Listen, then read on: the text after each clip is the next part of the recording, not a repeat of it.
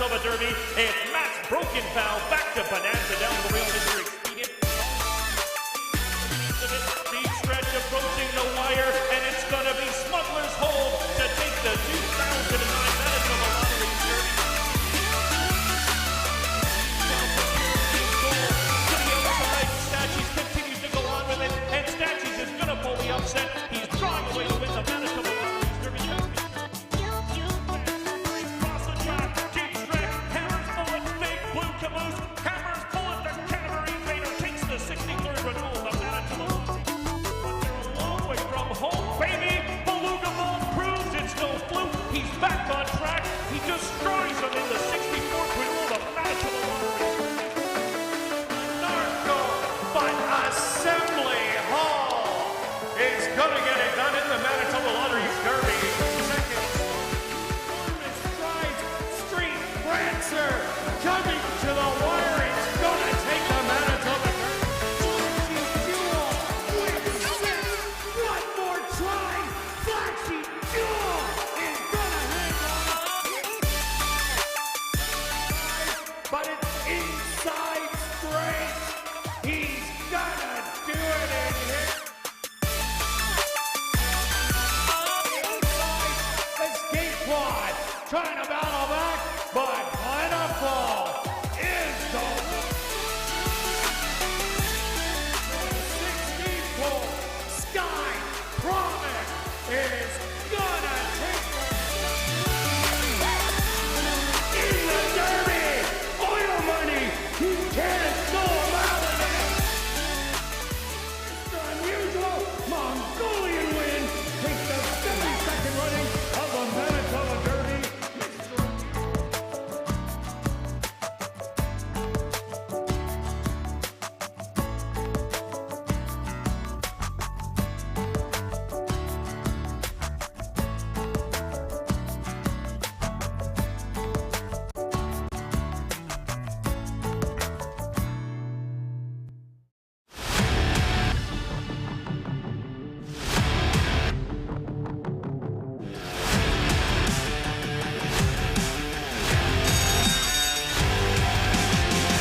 West Princess very far outside. Yeah, baby, she is gonna do it.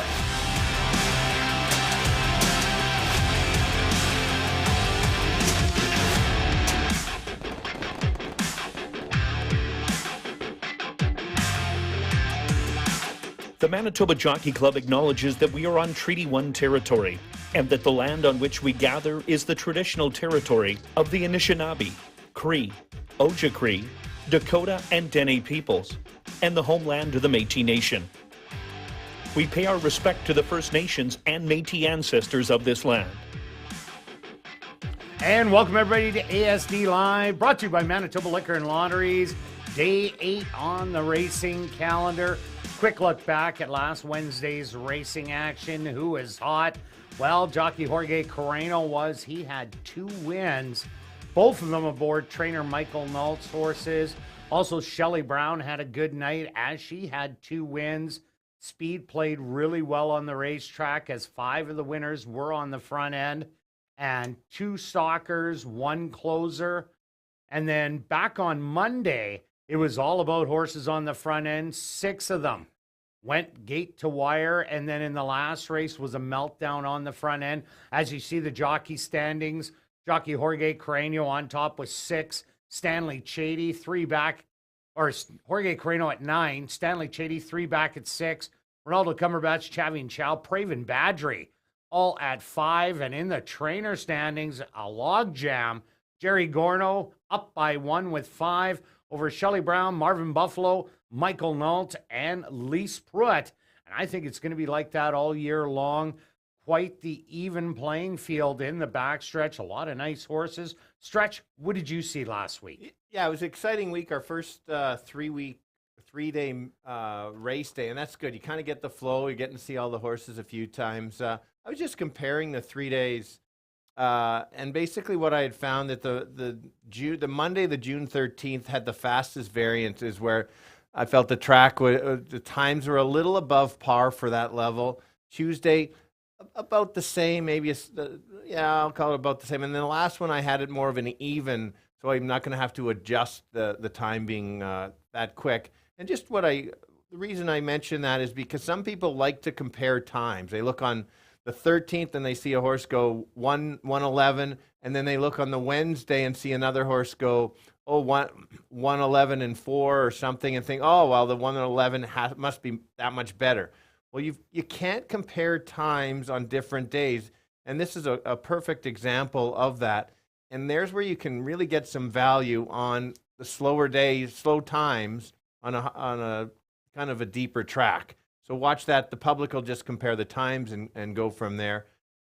We've got all the horses. Most of them have now run. Some haven't, but lots to discuss, lots of data to analyze there. Kirt, anything to add? Nothing to add on that. Just seems like speed horses are doing well at the shorter distances. But even we've had a couple of stretch out races going 7 and 7.5, and speed carried in those. But I expect those to come back as, the meet goes on. Maybe the track will get tighter. Who knows? But we are going to alert you and keep you abreast on that throughout each and every card. Stretch, let's kick it off here with an allowance race for filly 3-year-olds and up that are non-2 lifers. They're going 5.5 furlongs. We were giving a little knuckleball, a late scratch in here. Number 5, Artesian Dancer. We just got this one. Stretch, who do you got in the first now? Now, it's interesting because we literally got mentioned by the stewards walking in about 30 seconds before going on air. So it's a fun on-the-fly handicapping. I thought for sure Kirt was going to take the 5. I was all this things because this horse always finishes second. I had such good material, Kirt, and you do this to me. 4 was my top pick originally, so that's a good thing.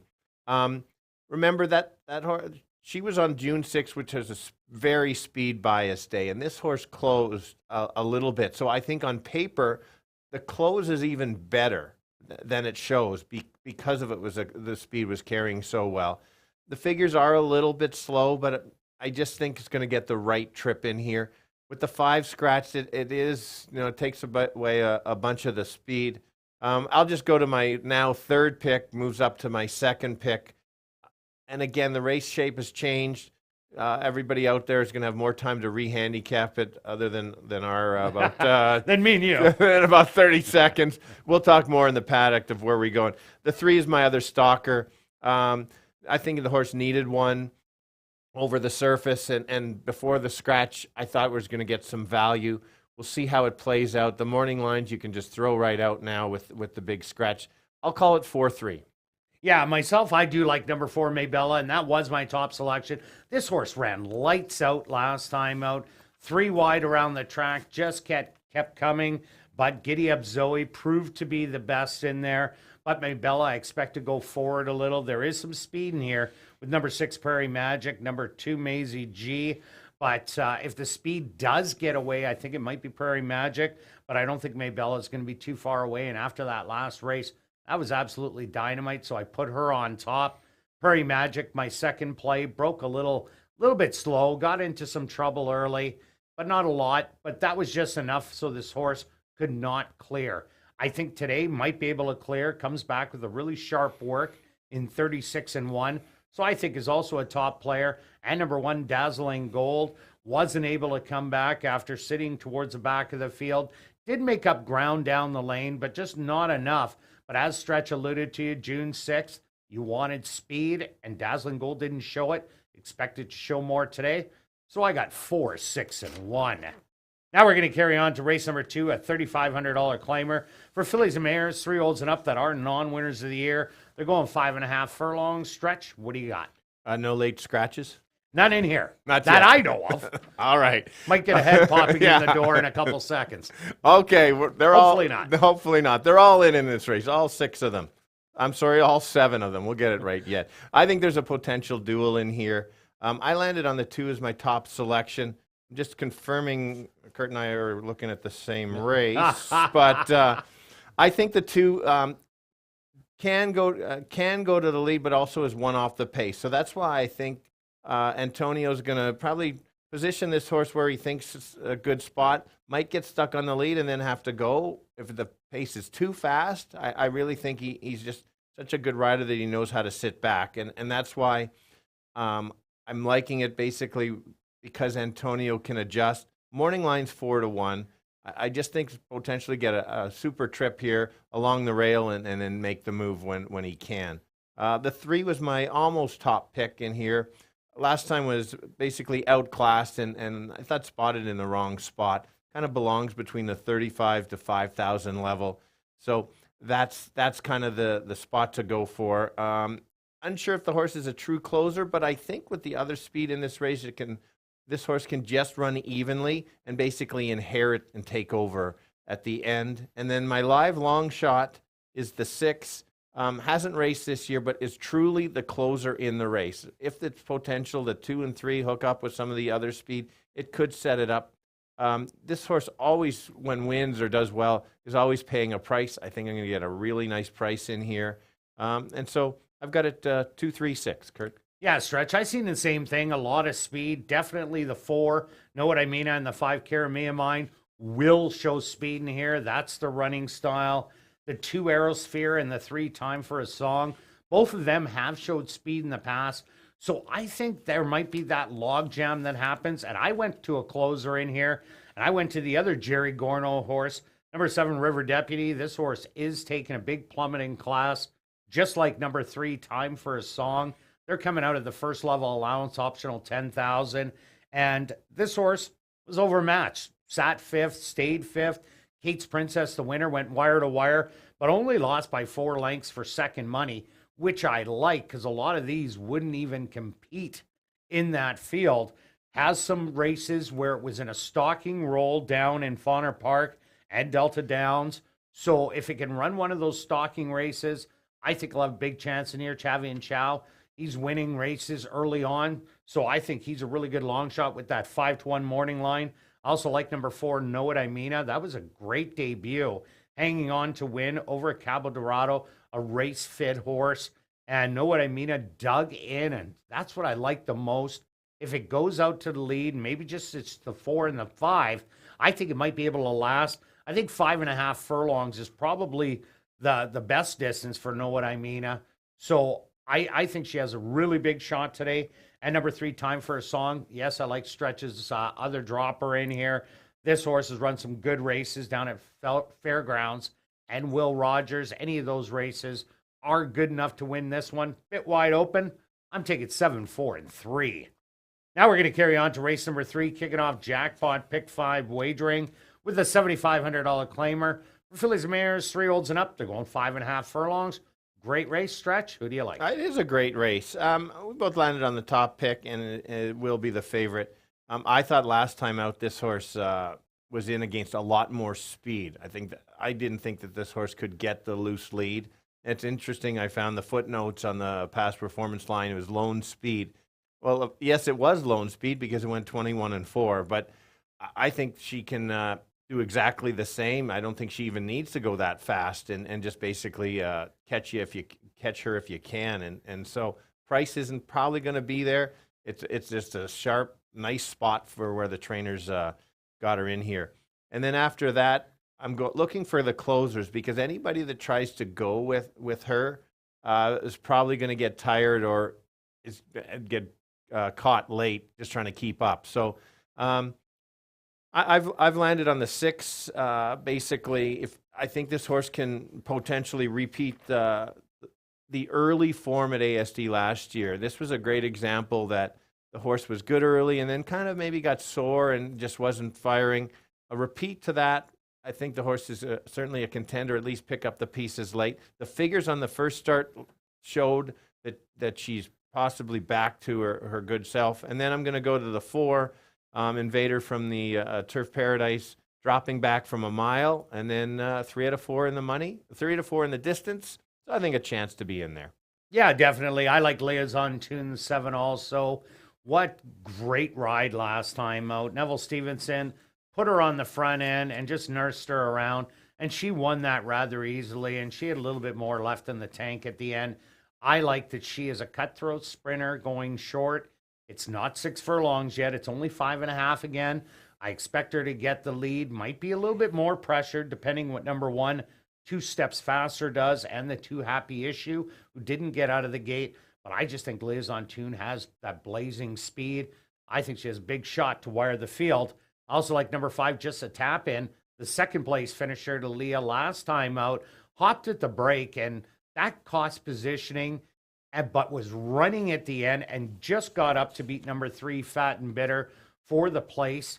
And I think that if this horse gets away a little bit better, it's going to run one of those stalking races once again, chasing Leah there. And she did have horse at the end. So I like her for second. And for third, I'm rounding it out with number 6, Fox Appeal. I seen the same thing that Stretch did. Fox Appeal sat on the outside, off the lead, went by easily and took the lead. These are much tougher, but just the way she did it, I think she's ready to go. And it would not surprise me if she ran them all down late. So I'm taking 7, 5, and 6. Now we're carrying on to race number 4. It's our feature race on the card, the Golden Boy Stakes, kicking off $40,000 guaranteed pick 4 wagering. Scratch number 1, Lucky Chucky. Stretch, what about here? Hey, the key for me for this race is going from 5 furlongs to 6 furlongs. Yes, the 2 beat the 7 last time, and that makes sense. I think the 7 will be stalking, but I think a little bit farther back. I felt it was probably a little bit too close, so it didn't have that kick. And 5 furlongs, the speed can carry. So that's why I think there's a potential of a bit of an upset. Also watching the replay that I felt that the 7 was lugging in a bit. Now, I don't know what it was or if they had to fix the equipment, but I do like that there was a really nice work coming in. And so because of that, that kind of adds value for sure on the 7. That's why it's also the top pick. The 2 can absolutely win. There's no doubt about it. Did do every step of the way. Potentially watching the race, the horse just had so much speed. Maybe can just sit off. Certainly can make it 4 in a row. Only thing against it is basically the value. So other than that, you can't. I'm not leaving the horse out on any sequence bets. And then the last one, I'm certainly not going to slow. I'll get it right. Leave out Murray Duncan's stake Oaklawn Park angle because those type of horses just do so well. And that's what it is. Did win from off the pace by 8 lengths. Should get the same trip. If the 2 gets caught in the duel, it does maybe move the 5 up a little bit. So I'm going to go 7-2-5. Kirt? Yeah, I ended up going to the 2 Brody Streak. I liked this horse last time out, and they didn't think the horse could really sprint, but those lines down below, I thought from Remington Park this horse could, and it in fact can, as it did win. But I don't think the horse needs the front end. I think it was just up there, broke really sharp, and then Ronald Alley went with it and ended up being the best horse in the race. And I think with that inside draw, even if he does get away a little bit slow, Striking Oil and Outcome do bring speed to this race. Also, number 6, Stormy Summit. So there's no lack of speed in here. So Brody Streak, I think he can do whatever he wants, but he will be sitting close on the inside. So he's got a big shot. Also like number 5, Outcome. Murray Duncan, he had a horse burrow down, a maiden in the Chantilly, the stake race for 3-year-old fillies, and she annihilated him in a stellar time, 1:11 and change. This horse comes from Oaklawn also. Doesn't have as good of a form as the other one, even though it was a maiden. It was bet down as the favorite every time.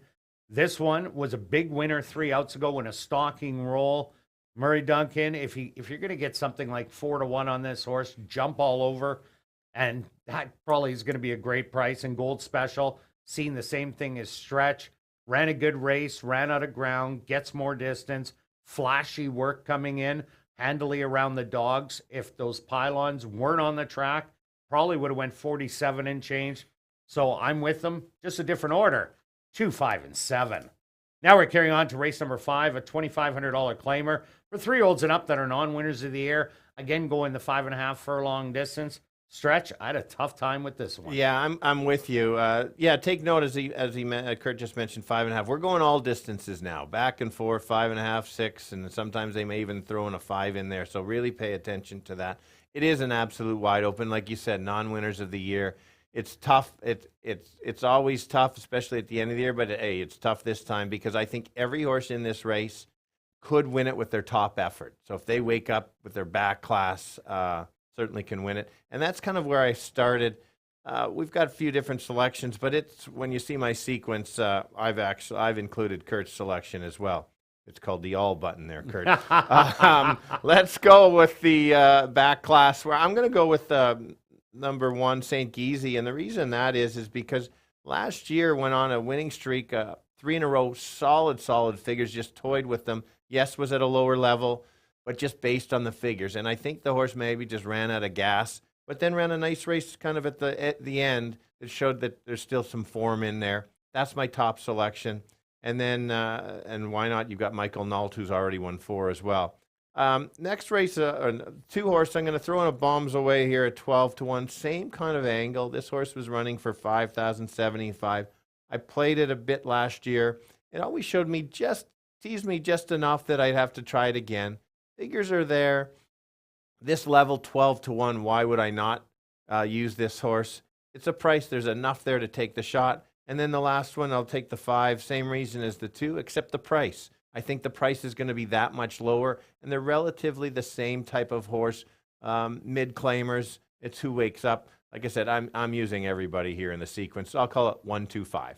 Well, Stretch, we're both taking horses that were vet scratched. The last time they did run, I took number 6, Soul Obsession. The way this horse is going to win is making the racetrack. Is a little bit, let's just say, anxious in the paddock, and sometimes doesn't even get out of there. But if it does, I think this one is legit. Last year had a great year, 5 for 7 in the money. The first time out, this horse got left horribly, tried to weave its way through, and ended up 4th, beaten only 2 lengths. We both love the horse next time out, easily won by 4 lengths. Has a nice work coming in since that last vet scratch in 103-1. So Soul Obsession, I think, is ready to go. I also like number 1, St. Geezy, was vet scratched also. False broke at the gate and kind of hurt itself a little bit. So they ended up taking it out of the gate and scratching it.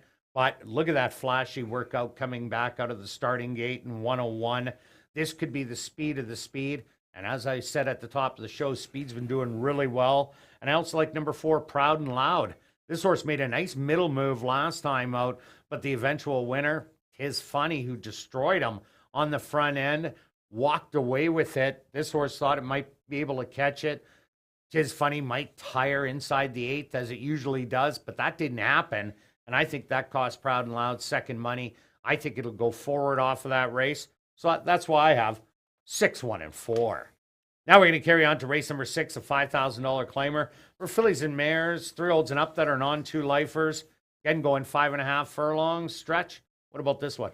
Yeah, something just to add about those vet scratches. That's really important, something you should put in your notes. So Soul Obsession was in the paddock and was goofing around. And St. Geezy was at the gate. So the horse was healthy enough, ready to run. It's not a morning scratch. So they're very, very different. We're protecting the horses based on some rules if they go down in the paddock or kind of spook themselves in the gate. So extremely different types of vet scratches in there for sure. And it's good to find out those reasons, because us spending simulcasting all the time, we don't find out those reasons a lot of the times. But these ones had a reason, and they're scratched, but they were ready to race pre those events happening. Exactly, for sure. And so let's move on to race 6. As Kirt said, it's a dreaded non-2, fillies and mares, non-2. We know what these happen, what can happen here. At least it's not the last race that always finishes off in the last leg of the pick 4 and having 6 of 10 and not getting it. Nobody really, in this race, there's no figures that jump off. There's no real gameness that kind of jumps off. But I did land on a horse that I am going to key on a few different things, and that's the 1 horse, Kiki My Star, and a few reasons here. I think you throw out that last race, the horse did not belong in that stake race and basically showed it. Maybe it was just a prep to get over one on the track. But then you get a change of trainer, and you get the ever popular Jared Brown and Carino combination that's hitting at 34% with a solid ROI. You also get a nice breezing work in there that I do like. I think this horse potentially is going to get a great stalking trip on the rail. I don't think anybody's going to get away on her. So that is my top selection. if she runs back to that maiden 75, I think she's going to be extremely tough there. After that, for me, it's searching for second and third. I'll land on the 6, decent first out. Basically chased the speed, and then definitely needed one. Runs evenly, gets her in the money. And then a great show horse if you need a show horse parlay, and that would be the 5. I don't think the horse is fast enough to win, but I really think that she can end up to be in the money at a bit of a price. So I'll call it 1-5. I'll call it 1-6-5. Yeah, I see this race a little more wide open. I do like Kiki My Star for second. Off the big drop, tactical speed, like sprinting. But I went to number 7, Hazy Winter. You really got to watch the replay on this one. This horse was in a different time zone early on, but coming down the lane, absolutely flying. And those are horses I like to look at and take next time out and put wagers on, because they show they want to be there. Maybe the jockey mistimed it, thought he didn't have as much horse. So many excuses you can make. But the one thing is, she was absolutely flying down the lane. She is just a little 3-year-old. 5th beat in 7 3/4 looks bad, but the winner did win by 4 3/4. So it was only 3 lengths out of second money, and outclassed you, who is going to be one of the speed horses, is going to take a lot of money. I am on you. As Stretch said, a good show bet. I think this horse sits a little bit closer, shows that kick down the lane, and I'm going to love every part of a 10-1 morning line if I can get it. So that's why Hazy Winter's on top. Kiki My Star, we already talked. I like it second best. And number 6, Outclassed You. This is a horse that won at first asking last year, wire to wire, then filtered down and really didn't get any run after that. Started off in good fashion, almost getting the job done and tiring late. We'll move forward off of that. So that's why I'm 7-1-6. Now we're going to carry on to race number 7, a $2,500 claimer. Fillies and mares, 3 and up that are non-winners of the year. Going 5.5 furlong stretch. Top 2 finishers the same, but different order. Yes, exactly. Finishes off a tricky, tough sequence, pick 4, and as mentioned, that 40,000. I'm gonna go back to the 2. Is I'm using 2 and 5 equally, but 2 was my top pick last time out. Pressed the entire way around the track, just couldn't pass the gate to wire speed horse. For me, it's the last chance for this horse as a top selection. You can't have too many big efforts for this kind of level. There's a reason why they're in this level. So she ran a nice race. One more chance, could go right to the lead. Second pick, and I'll give Kirt the credit. He's going to put it on top, but it was against a speed bias track, needed the start, kind of closing late. Morning line 5-1, huge value. After that, I'm searching for a third place horse. I'll go to the 6, maybe gets away on them, likes to win races. Yes, runs against Manitoba bred, but has beaten some of these horses or this level in the past. So I'll call it 2-5-6, 5-2-6. Yeah, I see the 2 and 6 battling it out in here. The 6 has one way of going. Cabo Dorado has been showing speed, and I expect to again today. So if those 2 go battle it out, I think the 2 puts away the 6, and number 5, A Star to Be, does have early tactical speed, didn't use it last time out, sat back and made a belated rally.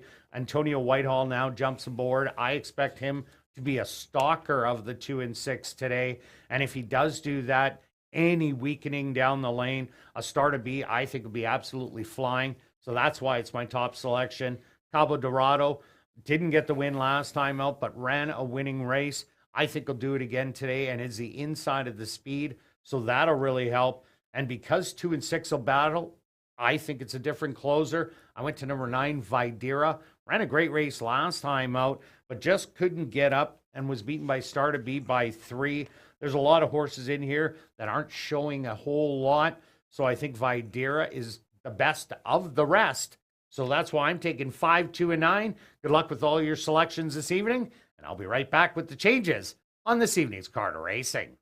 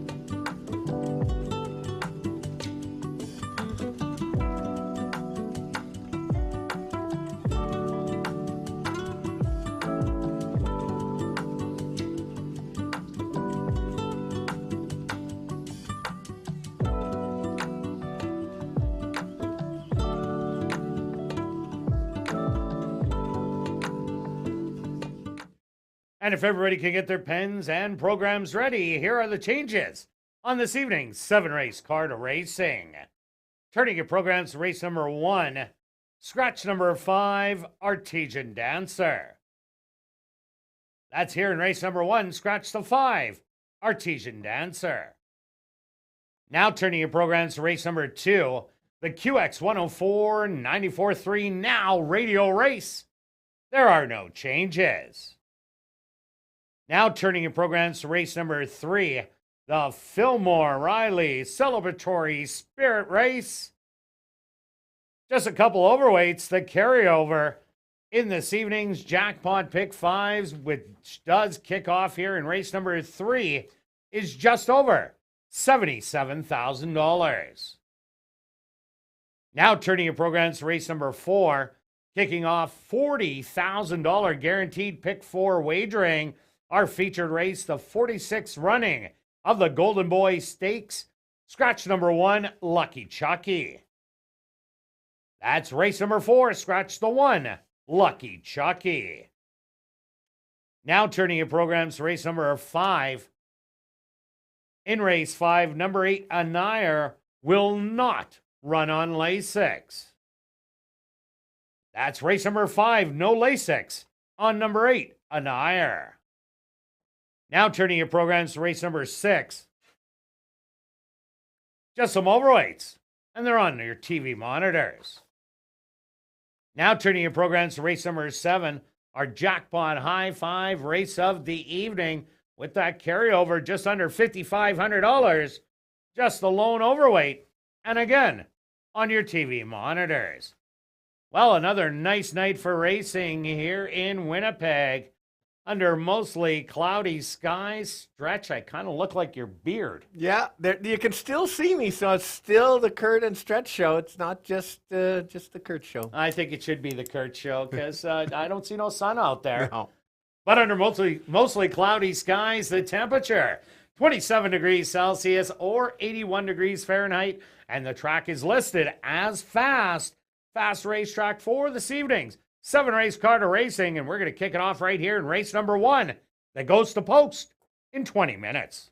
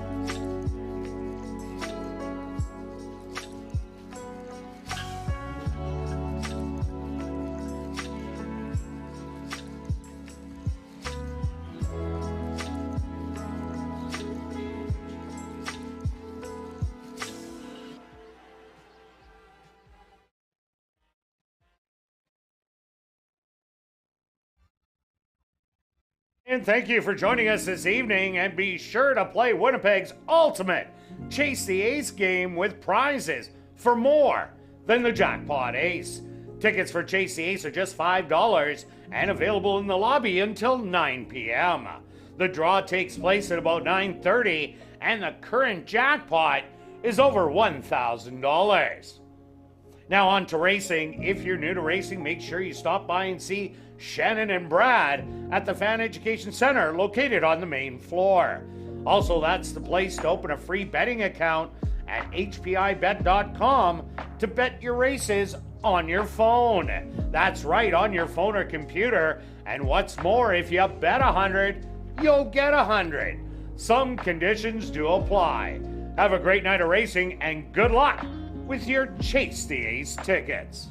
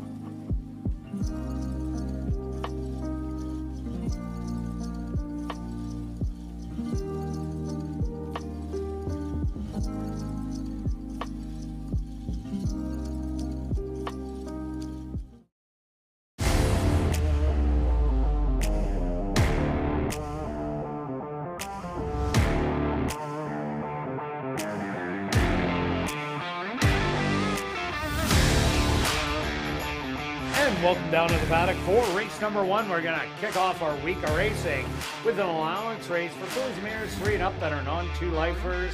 We're going to go 5.5 furlongs. Stretch number 5, Artesian Dancer, which definitely changes the complexion of this race. Stretch, start us off. Yeah, it was always fun to kick off the week with that late scratch. My top pick before the race, when all 6 were in the race, was the 4. I'll stick with my top selection. The race does change a little bit, but I think there's just enough speed in here that the 4 can still get up. The key on this one is, it was on June 6th. Remember that day? That was one of the big speed bias day. This horse actually was closing a bit and basically was handily for second and finished up strongly. So I think a similar effort. If you take a look at the bottom, was in the Chantilly Stakes and very competitive. So I'm going to stick with the top selection, but it does change it. Like we mentioned on ASD Live, you've got to re-handicap because you got to figure out if a horse could get loose.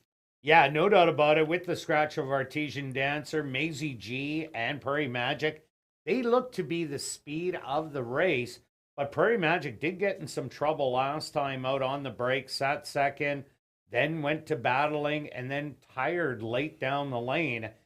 If Prairie Magic gets out clean today, which I do expect, and draws the outside, this horse just might be able to get the front end, slow it down at some point. Ronaldo Cumberbatch, he's riding really well this year. And he's good at anchoring them down on the front end when he gets there and saving some for the end. So watch out. Prairie Magic, I think, is the big threat. Nice work coming in. 36-1. I think is a big shot to maybe try and steal it. And Speed, as we said on the top of the show, ASD Live, has been doing extremely well early on through the first 7 days. Yes, absolutely. That was a good call on the 6. So. If the horse doesn't get clear, and you may get some dueling, maybe with the 2 horse, the horse coming from Prairie Meadow, I landed on the 3 horse as my next selection, needing a duel. Like if the speed's going gate to wire or speed buys, this horse is kind of up against it.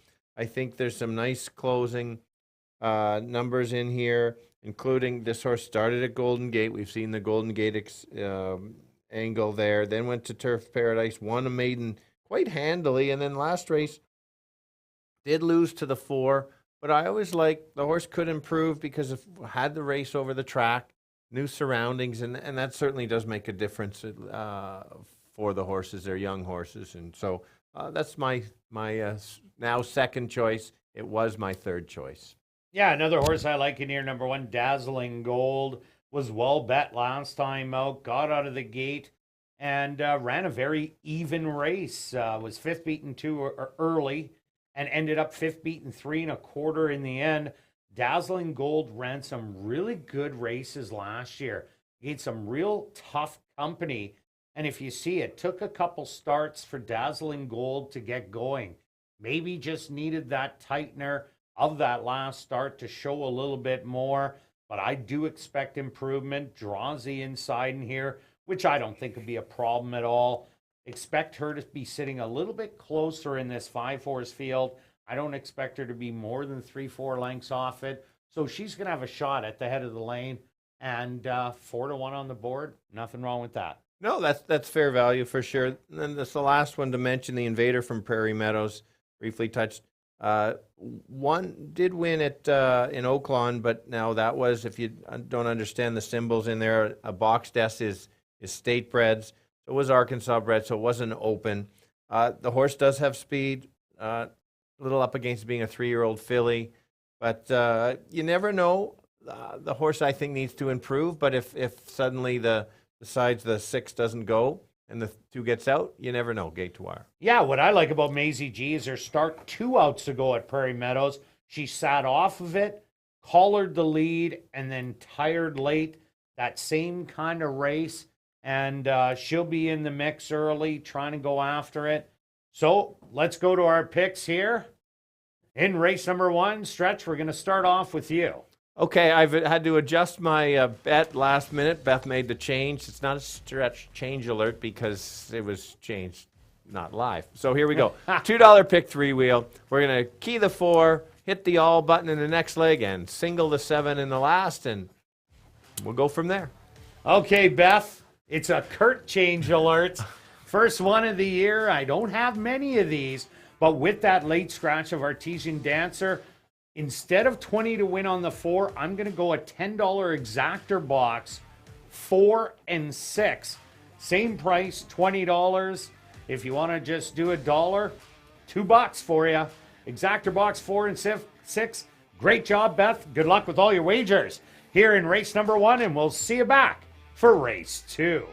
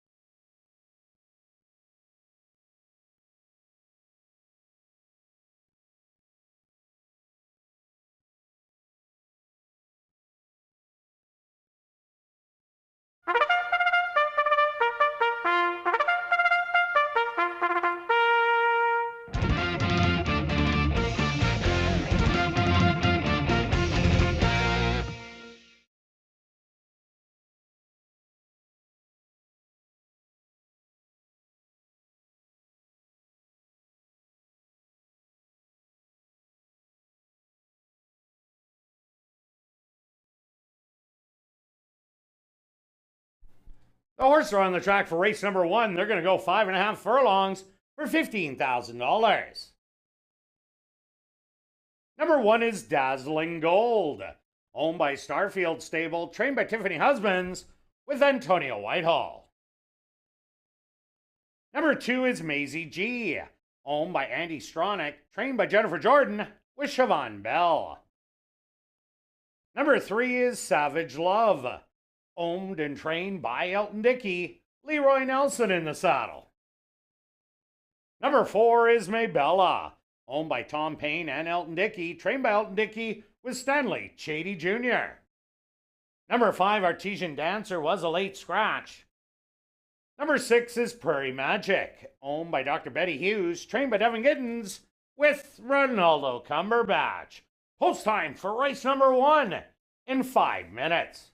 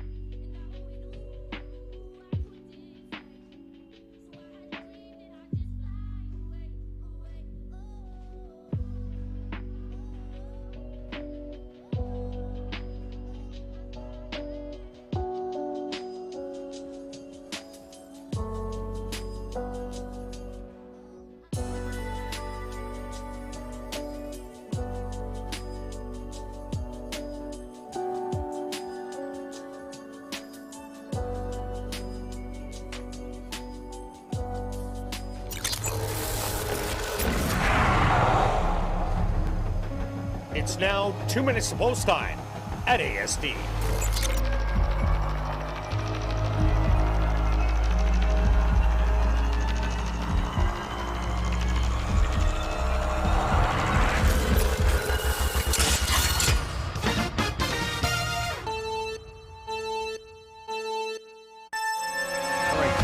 Off with 5.5 furlongs. We got fillies and mares, an allowance field, a competitive field. The favorite is Scratch. So now we're down to the new one. Is going to be the 4, 6 to 5. I don't think the value is there. I think she needs a duel and then to take over late. If you think that the 2 and the 6 are going to duel, that's your horse, and now you're looking for the closers. So I'm going to pair it up. Maybe the 3 would be the other stalker. That's what speed backs up. Watch for it for the first race to see if that's the case. 4-3-1. Kirt? Yeah, Stretch, I'm with you. I like Maybella 2 in here, but I thought there was going to be a little bit more speed to set up for Maybella to show her stalking role. But what a great race, 3 wide last time out and narrowly denied. The other horse I do like in here, number 6, Prairie Magic. If you're looking for a horse at a price, 5-1 right now. Last week we had 14 races over the fast racetrack, and 11 of them were won wire to wire. Take a second look at the 6 Prairie Magic. I like 4 and 6. Good luck here in race 1.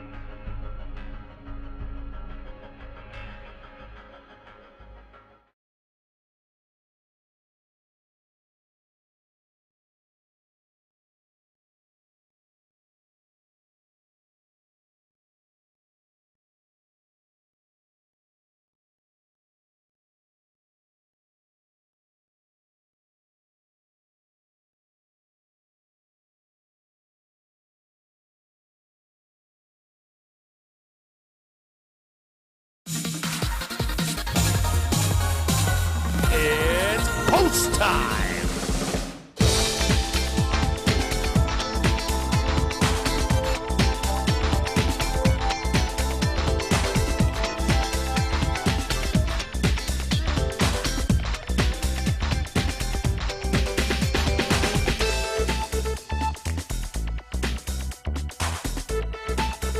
Dazzling Gold, the first one to enter the starting gate. Next up, Maisie G.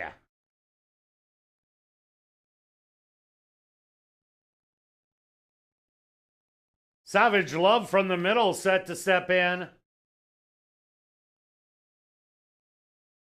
Quick load, just 2 left to go. Maybella, the even money favorite. And just waiting on Prairie Magic to the outside. They're all set. They're at the post.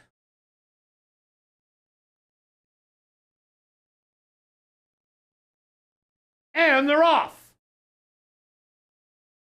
Breaking sharply from the outside, that's Prairie Magic. Getting company on the inside from Maisie G. Settled on the rail in third is Dazzling Gold. And then running as a pair, Savage Love and Maybella. Only 2 off the lead. It's Prairie Magic now assuming command by 2 lengths. Dazzling Gold on the rail, Savage Love now making a bid, moving up to second. Maybella on the far outside. She's in an all-out drive too. On the inside, Dazzling Gold in fourth, and Maisie G, the trailer, but only 2.5 off the lead. They hit the head of the lane, and Prairie Magic trying to take it all the way. Scooting up the rail, Dazzling Gold is looking for room. Savage Love coming with a big late flurry on the outside. 16th of a mile to go, and Savage Love has taken over, and it's going to win it by 2. Second best, Prairie Magic. Third's going to go to Maybella, and fourth to Dazzling Gold.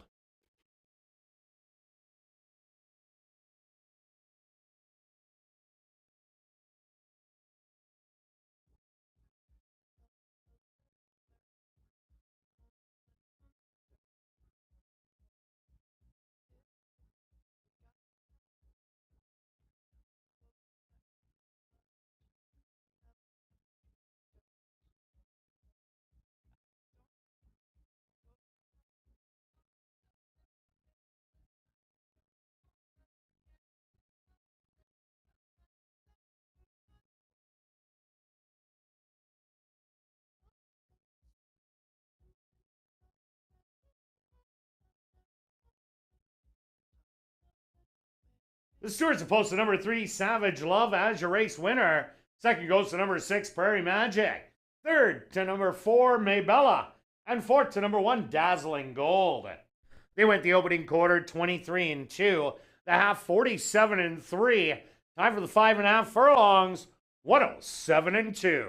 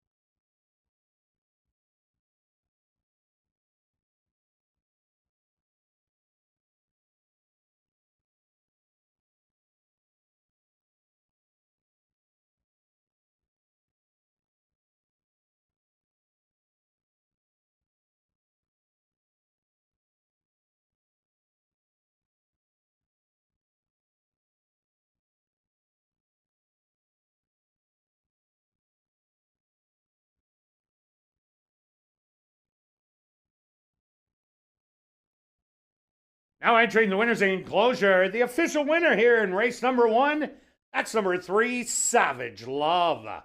Savage Love is a dark bear brown filly, 3 years old, out of Lord Nelson, out of the mare Kiss at Midnight by DeCarchi.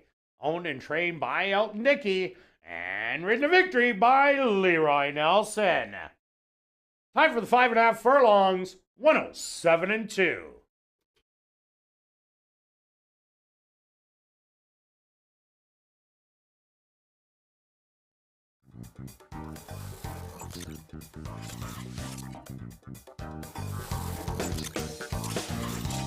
Race 1 is official in the upcoming second race, the QX 104 94.3 Now Radio race. There are no changes. Post time for race number 2 in 19 minutes.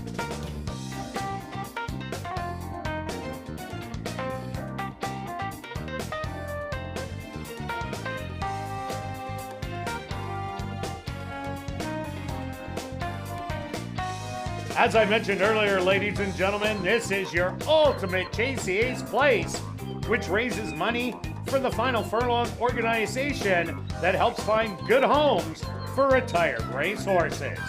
You not only can win the jackpot by picking the Ace of Diamonds, but you can win $100 if you pick either of the jokers and are guaranteed $25 for every other card.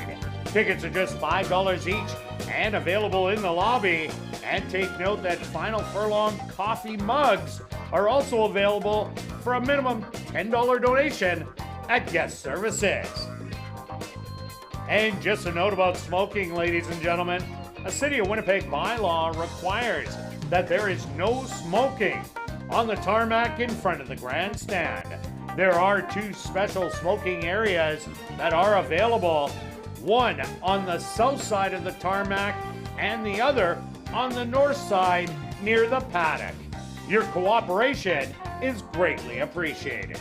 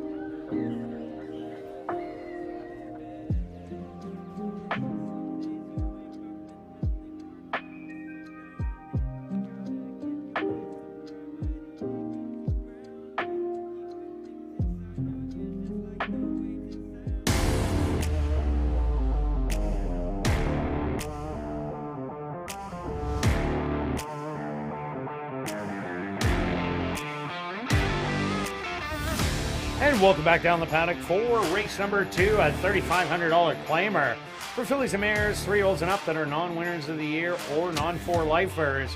They're going to go 5.5 furlongs. Stretch, quick look back at race number 1. Prairie Magic had it all her own way, but she got caught. She did. Nice move on the 3. Well, interesting, as we were discussing off camera, the time was quite for this level wasn't very fast. These fillies can run a little faster than that, and so we're gonna have to just see over the next few what kind of times there are, or if it's a deeper track. You thought water might still be in there. Yeah, it might be a little bit deeper than at least through the first 7 days, but we're gonna get a really good look at it in the next 2 races and see how it's gonna play out. Okay, race number 2, Stretch. What do you got? Well, I always like starting with an 11-1 shot that I have a few reasons to like this horse. And I'm going to go to that. I'm throwing out that last race. Was in too tough. 75 open. You're going to see Liaison Tune in the next race, I believe, for running for a high that's back in the 7,500 again. You saw the fractions, 21 and 4, 46. Nobody's going that in here. This horse, this filly, a mare, I'll get it right, I don't think needs to go to the lead. There is other speed in here with between 4 and 5. That's what they like to do. There's potentially a bit of other speed. I like that Antonio recognizes kind of the clock in his head. Should he go? Like if nobody goes, like in that last race with Prairie Magic, if they hand that kind of fractions, a horse might get loose and just get brave. But I think that she can just sit just off and make a move. And there's a couple very nice races in there. And you even look back competitive at different spots in her career. So I'll leave it at 2 as my top selection. Oh, they're jumping on my bandwagon from 11-1 to 7-2. Well, I like that because I went to number 7, River Deputy. Almost the exact same things you said. Ran races at different racetracks in a stalking style. I know that 4 and 5 are going to the front for sure. I'm thinking that 2 and 3 can also add to that speed. Even number 1, Wits Gatto, has some early speed. River Deputy also taking a drop in class from the first level allowance, optional 10,000, where Kate's Princess easily went wire to wire. Only got beat 4 lengths for second, and that was way tougher than this field today. Draws the outside, gets Chavi and Chow aboard. I think River Deputy, 10-1 on the board.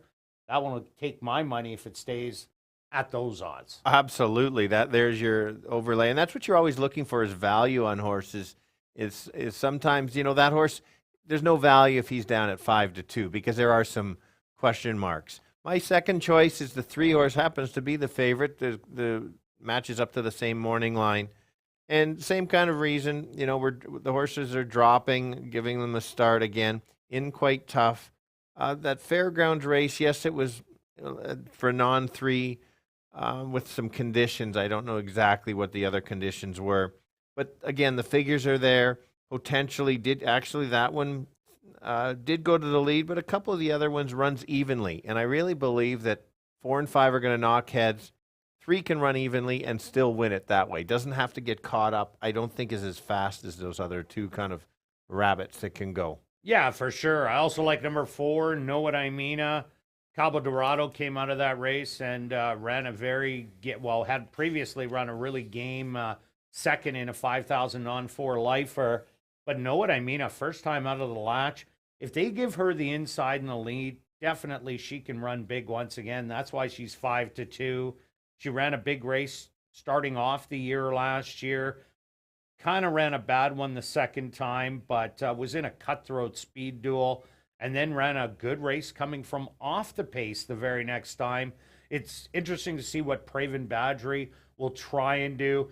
As these jockeys say, you have a plan, then the gates open, and then it could be plan B, C, D, or E. Who knows which way they're going to go, but Know What I Mean. What I do know about her, big first effort. Absolutely. Good speed. Actually, it surprised me. Was not a fan of her in that race, and she ran a big race. I'm going to mention the 6 horse. Oh, look at that, 17-1 now. Was 24. We're mentioning all the different speeds, and this horse, you always get a great return. I know you've picked this horse a few times and cashed with her, and I just see this race kind of setting up, and I know the last race was the first race of the week, but I'm willing to take a shot at 17-1, so I'll call it 2-3-6. All right, let's go to our wagers here in race number 2. Stretch, exactor box time.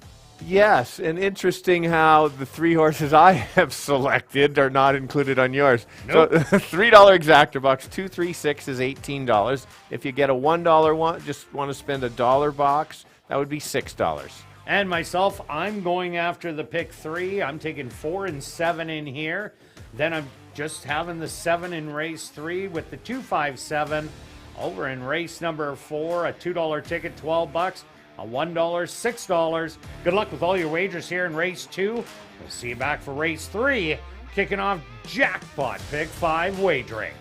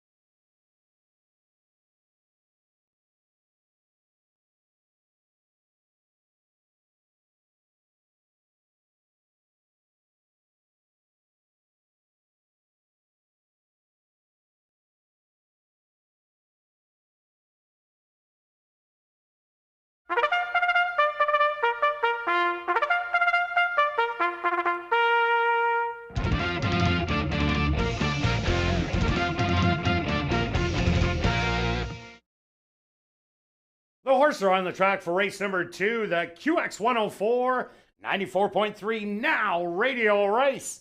They're going to go 5.5 furlongs for $9,800. Number 1 is Witzgato, owned and trained by Doug Mustard. Siobhan Bell aboard. Number 2 is Aerosphere, owned by Henry Witt Jr., trained by Jerry Gorno, with Antonio Whitehall. Number 3 is Time for a Song, owned by Black Diamond Stable, Lynn White and Jerry Geddes, trained by Tom Gardapi Jr. with Leroy Nelson. Number 4 is Know What I Mean-a, owned by A2 Thoroughbreds, trained by Michael Nault with Praven Badri. Number 5 is Cara Mia Mine, owned by Vela K. Butler, trained by Tom Gardapi Jr. with Stanley Chady Jr. Number 6 is Victorian Moon, owned and trained by Norbert Kachane, Neville Stevenson in the saddle. Rounding out the field is number 7, River Deputy, owned by Robert Wilson, trained by Jerry Gorno, with Chavi and Chow. The QX104 94.3 Now Radio Race. Here in race 2, they go to post in 5 minutes.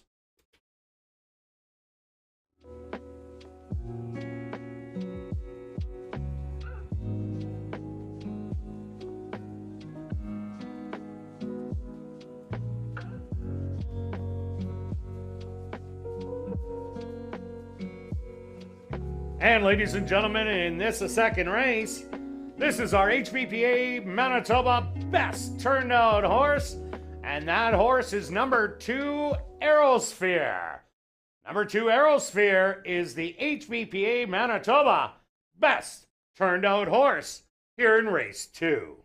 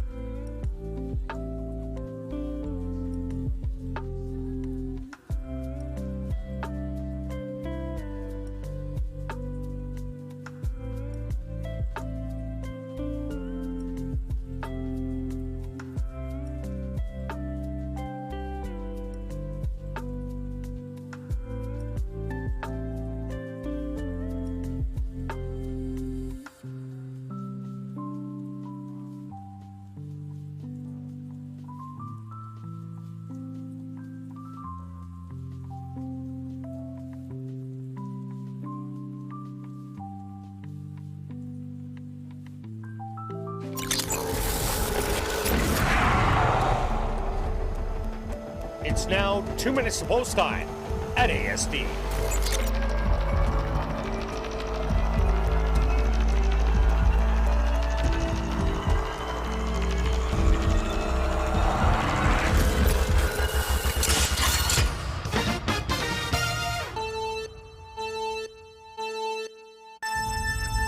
All right, fillies and mares going 5.5 furlongs. If you like a tricky race and hard to figure out, you've got one here. Wide open race. I'm going to start with the 2-horse, dropping in a bit of class here.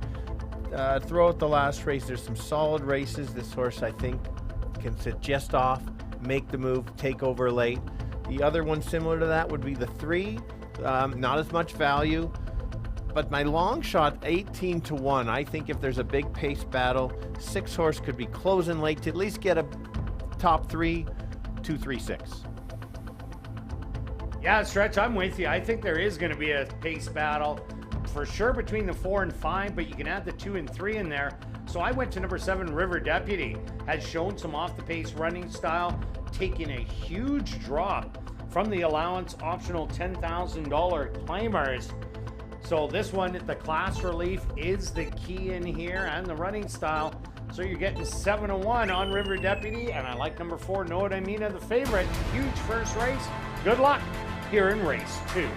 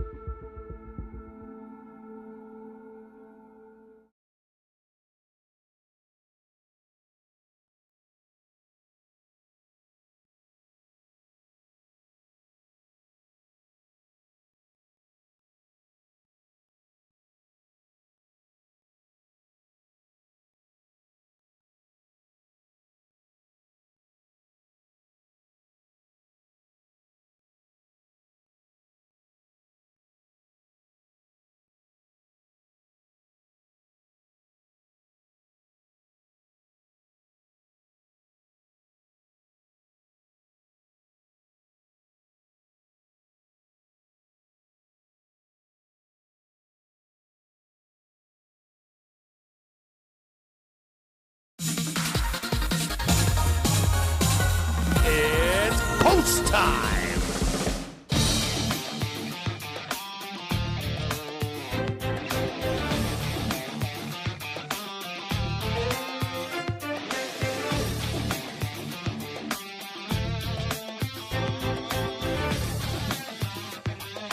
First up in the starting gate will be Witzgato.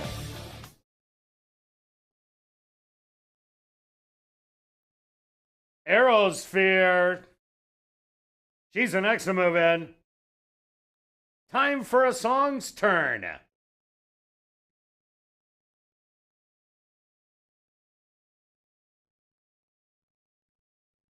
The current 2-1 favorite, Know What I Mean, set to go in.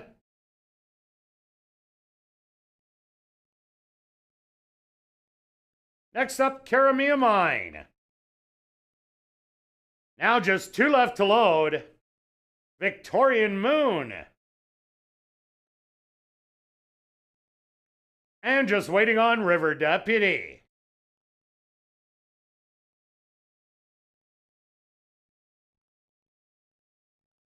They're all set. They're at the post.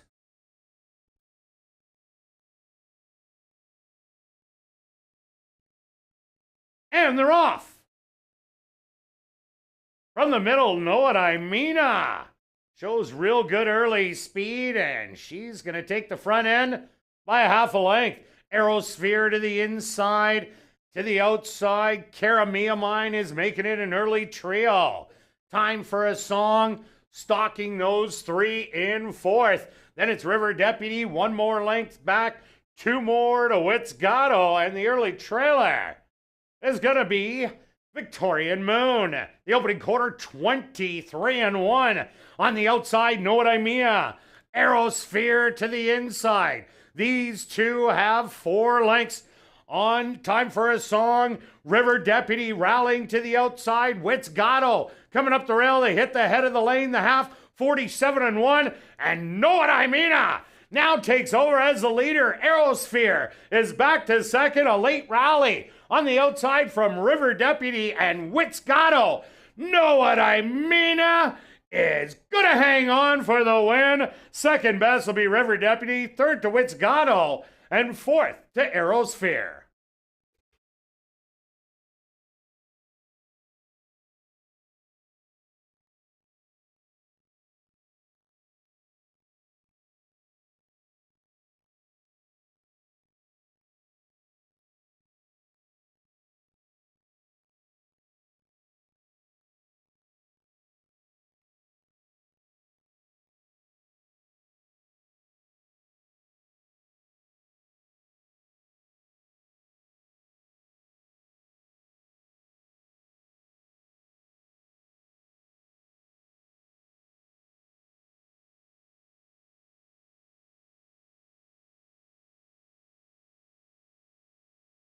The Stewart's supposed to number 4, Know What I Mean, as your race winner.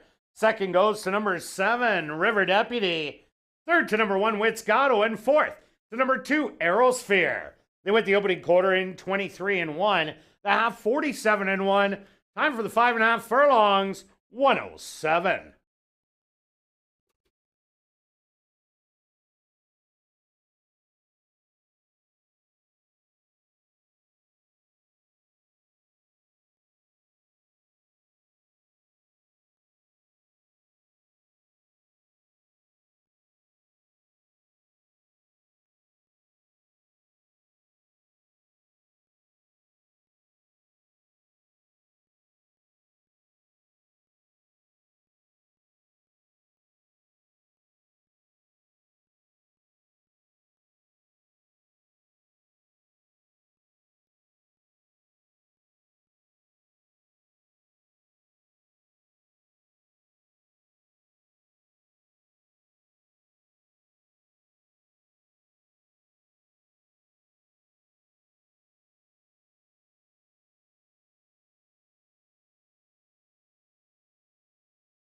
Now entering the winner's enclosure, the official winner here in race number 2, the QX 104 94.3 Now Radio Race. That is the 4, Know What I Mean. Know What I Mean is a bay mare, 6 years old, by special rate. Out of the mare Stone Cold Crazy, by Mass Media. Owned by A2 Thoroughbreds, trained by Michael Nault, and ridden to victory by Praven Badry. Time for the 5.5 furlongs, 107.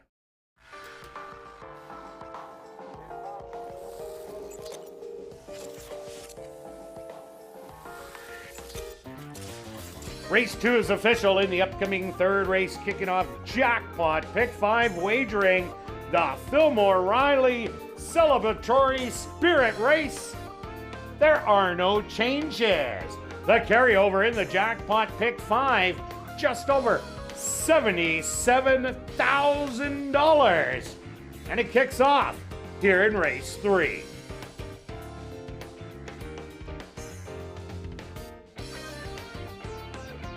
Are you new to Assiniboia Hounds? Then check out the 140 VLTs located on the second level. They're open all day, every day from 10 a.m. till 1 a.m. This is the first leg of the 20-cent wager called the Jackpot Pick 5, coming up right here in race 3. If your ticket is the only correct one, picking the winners of races 3 to 7, you'll win the whole jackpot, which currently stands at $77,000. When there's more than one winner, a consolation is paid out, and the jackpot will keep growing.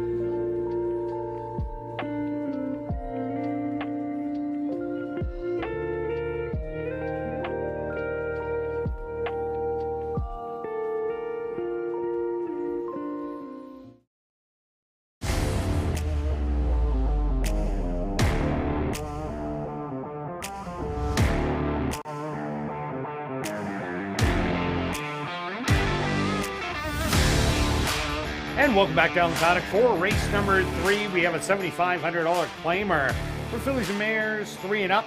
They're going to go 5.5 furlongs, kicking off jackpot pick 5 wagering. Stretch a look back at race number 2. Know what I mean? Repeating the effort of previous for non-winners of the year, and great race. It was very impressive. Duel took over. Surprised on how low the price was. Full credit. Public was right. I was not right or close in that race. I was looking for long shots. Your selection, your 7, rallied nicely from the back. Oh, too bad we don't run a 5 3/4 race. Yes. Then I would have got the job done there. But yeah, ran a big race. Won't be 4-1 next time. No. But the interesting thing is the horse came from the back, so it shows that they are able to close. They're basically coming for, if you're the best horse. In this case, it was just too short of distance, but that would have got her there. So you can't really say such a speed bias track. Not whatsoever. Seems a little different today. All right, in this race, who are you looking at? Okay, we're both on the same selection here, and that's the 7. She looked great last time. I included her. I thought that was a really tough race at last time out for the 75. I thought it was kind of wide open. I even thought there was lots of speed. 21-4, the second fastest opening quarter of the year. Normally that would be the fastest, but half in the wrapper rallied. Yeah, hard. I see the same thing occurring, that the horse is absolutely sharp. It's coming from Century Mile and always shows lots of speed. Pretty much is one of those horses that pretty much always gets the lead. So it's going to go as fast and as far as she can go. I think she's 3 to 4 at the distance. The 5.5 helps, so you don't have to, there's a little bit extra, but that 6 seems to be a closing of a measuring tool. So, yes, not a big value, but I think I believe it's a strong play today on the card. Yeah, I'm with you. Neville Stevenson was geared down at the end. He had that race in a lock as they hit the head of the lane, and you could see at the 8th pole he was looking around for everybody, and there was nobody around. I think Leah's on tune. Predominant speed. I think she goes all the way. My second choice, number 5, just a tap in. Not a great break out of the gate last time out, but rallied really well to get second over Fat and Bitter, who was chasing every step of the way. Just a tap in. I expect this horse to get out of the gate today. And if that is the case, we'll be sitting a little bit closer to Leah's on tune and maybe give her a little run late down the lane. Yeah, that's the only way I think that the 5 has a chance. I think if you're caught in a duel, they both run out. So I think Sheldon will have to decide to try to sit off. I went to Fox Appeal as my second selection. Really impressed with the last race. Wasn't surprised because we know that the horse had talent or has talent. Just tailed off at the end of the year a little bit. And that's okay. It's a long year. Needed a rest and rebounded nicely. Will be coming off the pace. So if the 5 and 7 do battle it out, then maybe that she can close late. Does need to improve a little bit, but it's there. So that's why I've got it 6 as my second selection. Yeah, another horse taking a little money on the board. Number 1, 2 Steps Faster. This is a horse that started off running against the boys early on last year and wasn't disrespected in there. 4th beaten 6, 5th beaten 7. That was tough company with Mr. Dazzle, and then In the Deep, then finally started going against the girls. She kind of found her niche going around 2 turns and ran really well in there. She is making her first start of the year. 2 flashy workouts coming in.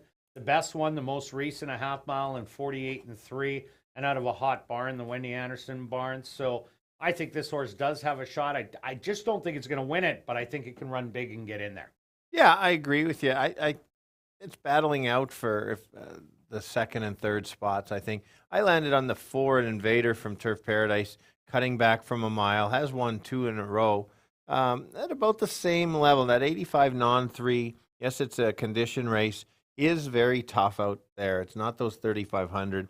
And then went into another small condition in the last time. I think the horse can again. I'm looking at the stalkers or farther back. Because I don't want any speed trying to battle it out with the 7. So, yeah, it's the 3rd selection. It's for me, it's kind of wide open for the place and show. Number 2, Happy Issue. Here's another one that could show speed. Another hopped at the break, costed positioning, but drops from the allowance optional 10,000, one level down into 7,500.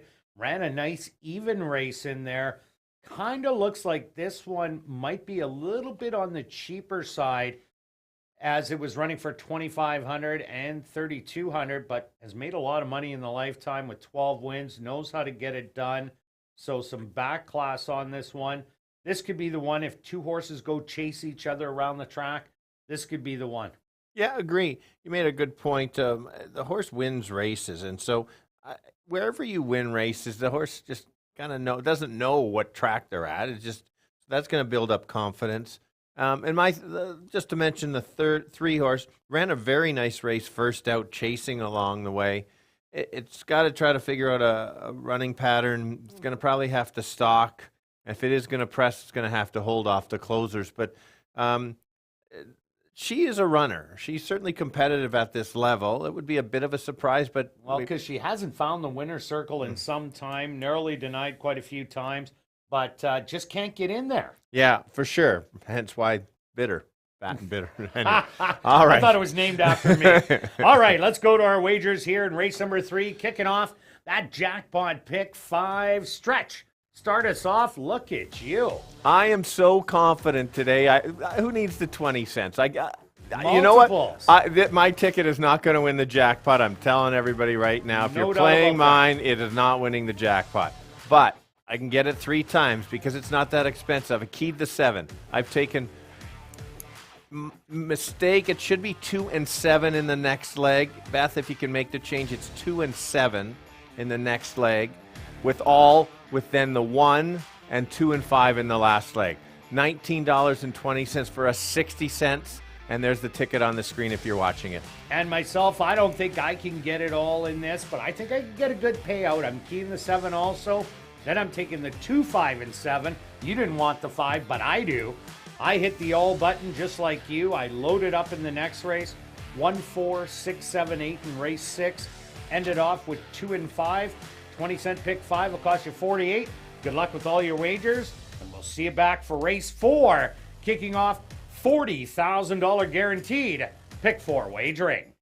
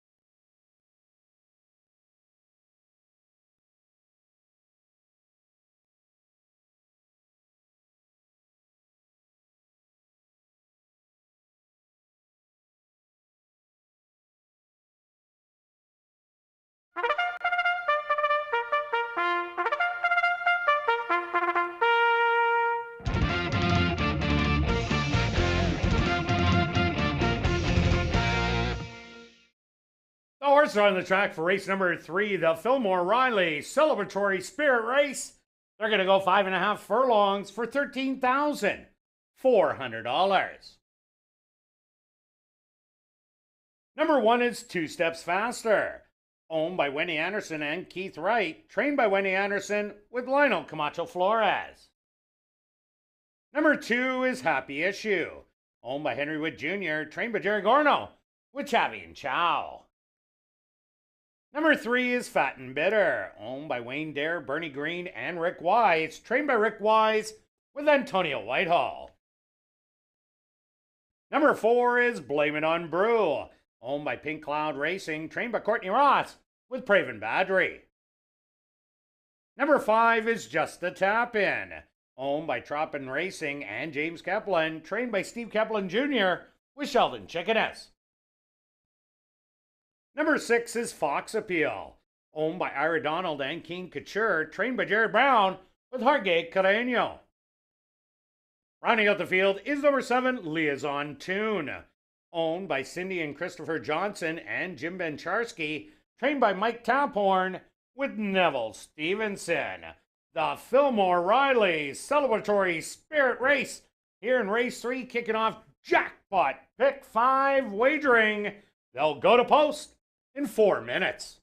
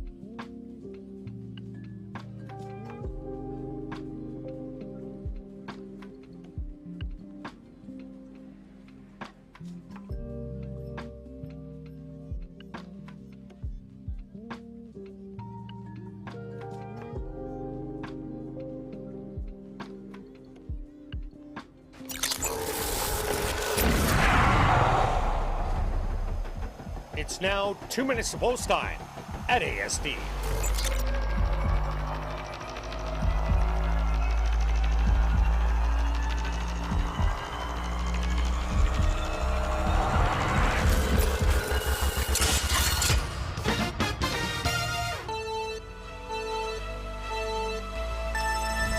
Right, we're going 5.5 furlongs, 7,500 fillies and mares. If you are the only jackpot winner, you're going to probably take home 100,000. It's going to climb over 100,000 really soon.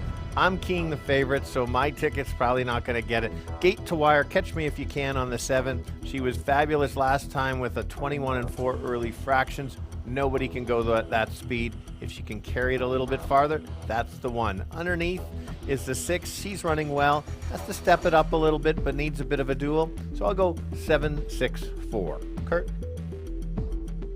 Yeah, Stretch, I'm with you on the 7 horse. Liz on tune, 3-5 on the board now. She's a speedball, loves sprinting.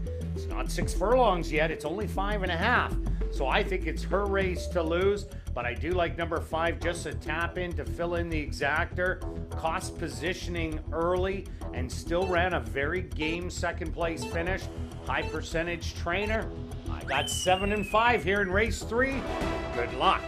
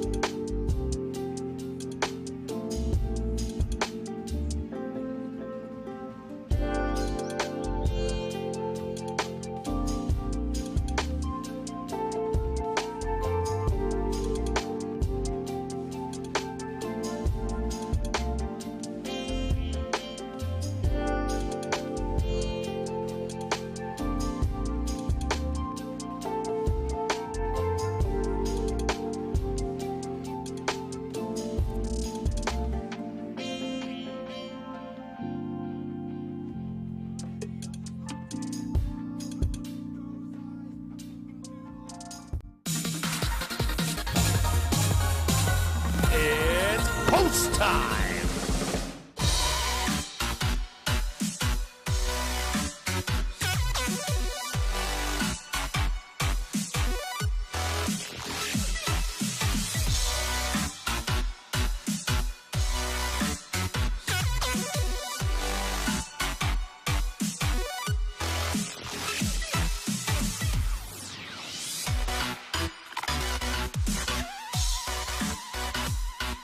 Two steps faster. She's the first one in.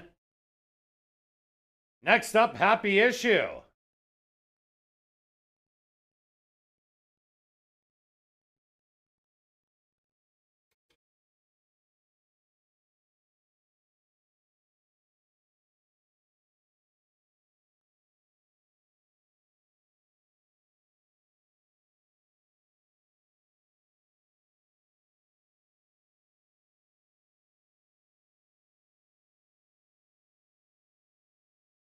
Happy Issue getting a little extra help from the gate crew.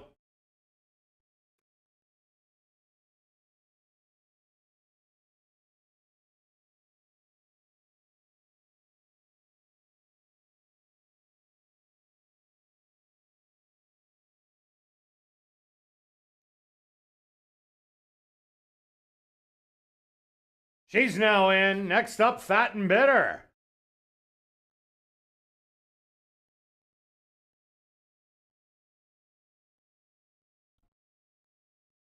Blame It on Brew, ready to walk in from the middle.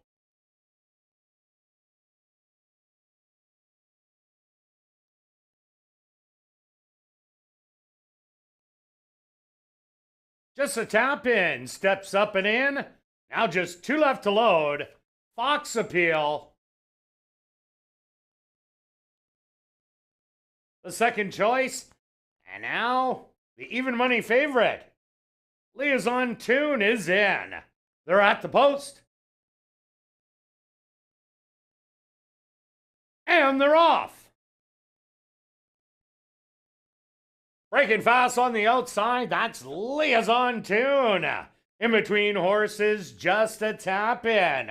Fat and Bitter securing the rail in third, back in fourth on the outside. Fox Appeal with Happy Issue. Moving up on the rail, 2 more lengths back. That's Blame It On Brew, and well back to 2 steps faster, but a dozen off the early lead. The opening quarter, 23-1. On the inside, just a tap in. On the outside, Liaison Tune. These two battling it out. Moving up from third, Fox Appeal. Back in fourth, Blame It On Brew. Starting to rev it up with Fat and Bitter. They hit the head of the lane. And it's just a tap in, who's now snuck away by 4 lengths. On the outside, Fat and Bitter, and coming up the rail on the far outside, that's Blame It On Brew. But just a tap in is going to hang on for the win. Blame It On Brew, second best. Third's going to go to Fox Appeal, and fourth to Fat and Bitter.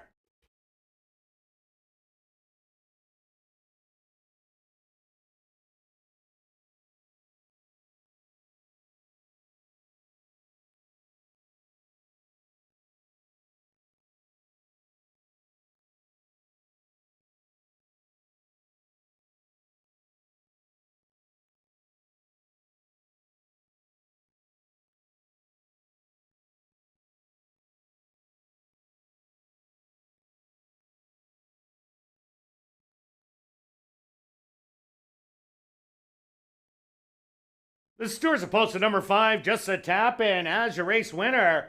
Second goes to number 4, Blame It On Brew. Third to number 6, Fox Appeal. And fourth to number 3, Fat and Bitter. They went the opening quarter 23-1, the half 47-2. Time for the 5.5 furlongs, 106-1.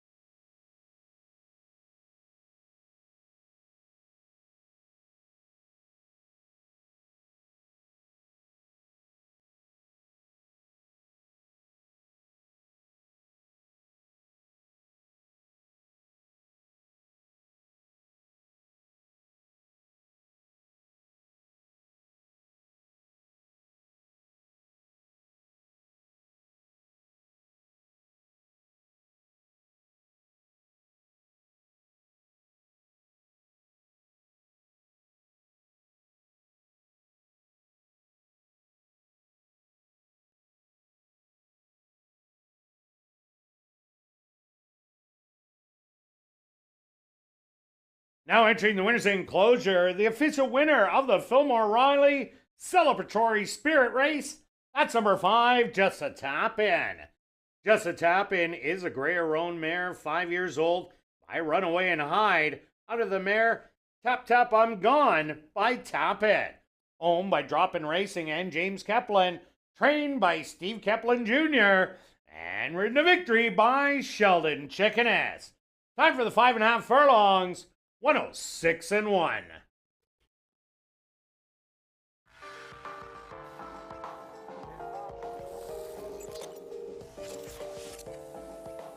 Race 3 is official in the upcoming 4th race. Kicking off $40,000 guaranteed pick 4 wagering. It's our featured race, the 46th running of the Golden Boy Stakes for 3-year-olds. Scratch number 1, Lucky Chucky. That's in this 4th race, scratch number 1, Lucky Chucky. Now turning your program to race number 5, number 8, Anire will not run on Lasix. That's race number 5. Number 8, Anire, will not run on lay 6. Turning your programs to race number 6, there are no changes. Also no changes in race number 7. $40,000 guaranteed pick 4 wagering here in the 46th running of the Golden Boy Stakes. Kicking off here in race 4.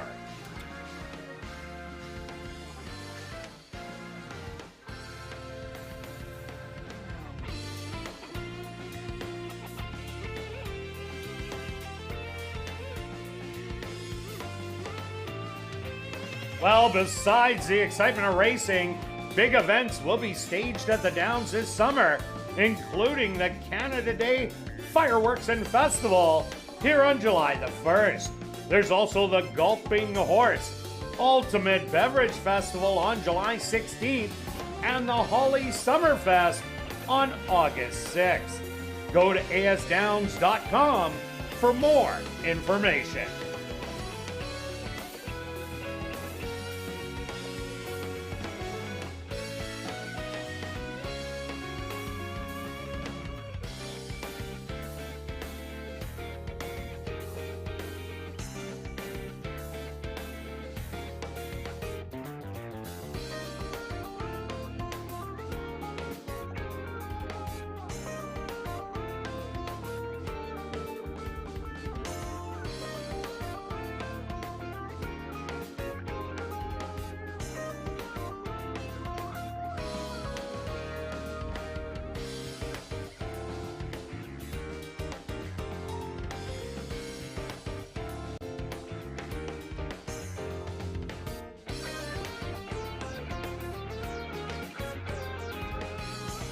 And you better hurry, just over 10 minutes left to give yourself a chance to go home with over $1,000 in your pocket if you get drawn to play Chase the Ace and pick the Ace of Diamonds. Get your tickets at guest services in the lobby for just $5 now. And remember, you're helping support Final Furlong that helps find good homes for retired racehorses.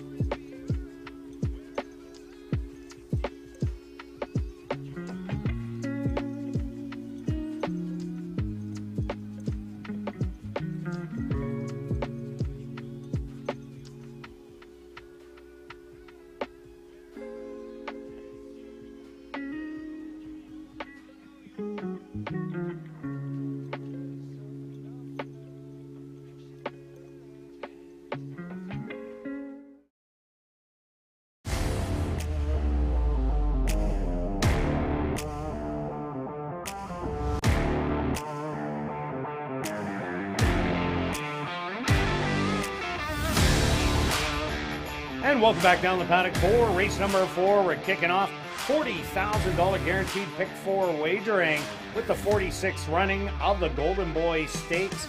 They're going to go 6 furlongs. Scratch number 1, Lucky Chucky. Stretch, Leah's on tune. Got company on the front end by Just a Tap In, who got out of the gate. And what a race by Just a Tap In, hanging on for the win. Yeah, huge race to duel.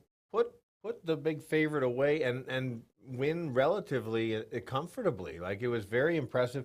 Now we can really see also with the times that's a pretty good bunch of horses there, and it's slow. It's a few seconds, at least 3 or 4 lengths slower than we've seen all year. Oh, definitely have. We've seen some rocket times. Could have been the rain this afternoon, whatever the case may be. We'll see how that does play out through the week, but looks like closers have a chance.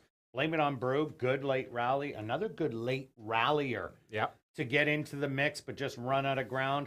All right, over to the Golden Boy Stakes, the 3-year-olds. Who do you like? Yeah, this is the odds I kind of expected. I think it's a real good stake race. Between maybe 3 of them, I think, have the best chances to win, but could be an upset. I think there's some speed in here. There we go. Jake's got the horse I've selected, the 7 horse. I watched this horse last time. I liked this horse last time, and just the 5 furlongs hurt for sure.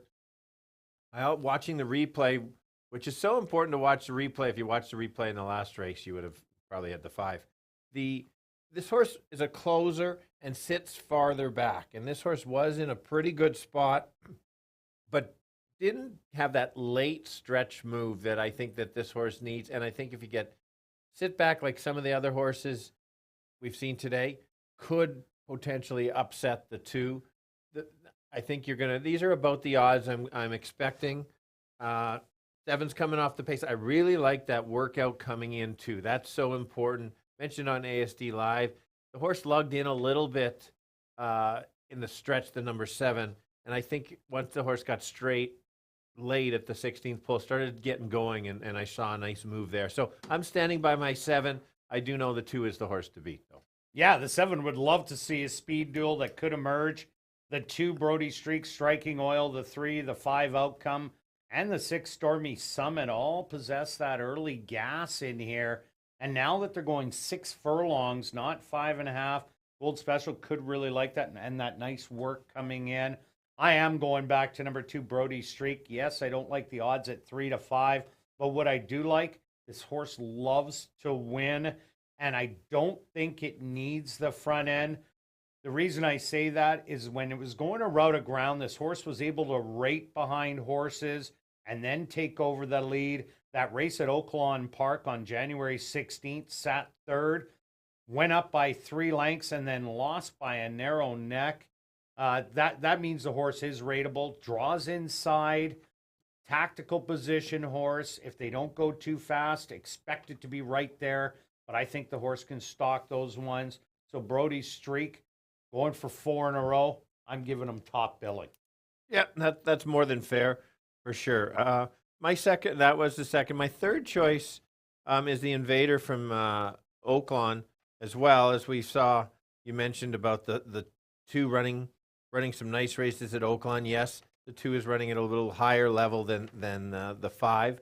But I think the trip might just be the difference that moves this horse up. Can it beat the 2? Well, it depends if the 2 gets in a battle. But the figures are not bad at all. You've got the Murray Duncan Oaklawn Park angle and stake race angle too. So those are pretty good angles to use. You're getting 11 to 1. That's more than fair value for sure. And that's why it's my contender to be in the mix. Yeah, another horse you might want to look at, number 4, Demi Quando. Golden Gate is the key on this one. We've seen Wendy Anderson bring a lot of these Golden Gate horses. They're winning at about 80% right now. Demi Quando, last time it did sprint, was 6 furlongs. 6-horse field, was 2 lengths off of it at the 1/4.5. Ended up 6 beaten 6 3/4.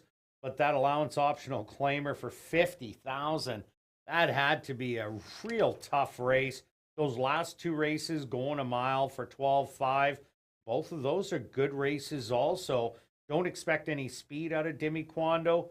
So if there is that log jam on the front, this horse might just be sitting back. Nyron Austin, Jennifer Jordan, and Andy Stronach, they teamed up with Go Start at big odds and rallying from well off it.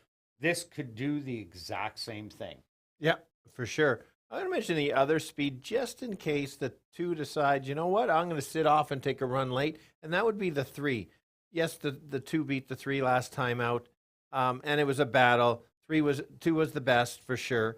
But, you know, second start over the track, Jerry Gorno, and you just never know what the 2 might decide to do. 3 could suddenly get brave. 2 back ran a nice race and won by 4. So that is potentially the other speed if in case, you know, the 2 or the 6 might get left. Yeah, definitely. And number 6, Stormy Summit. This horse was an easy wire-to-wire winner at the maiden allowance level.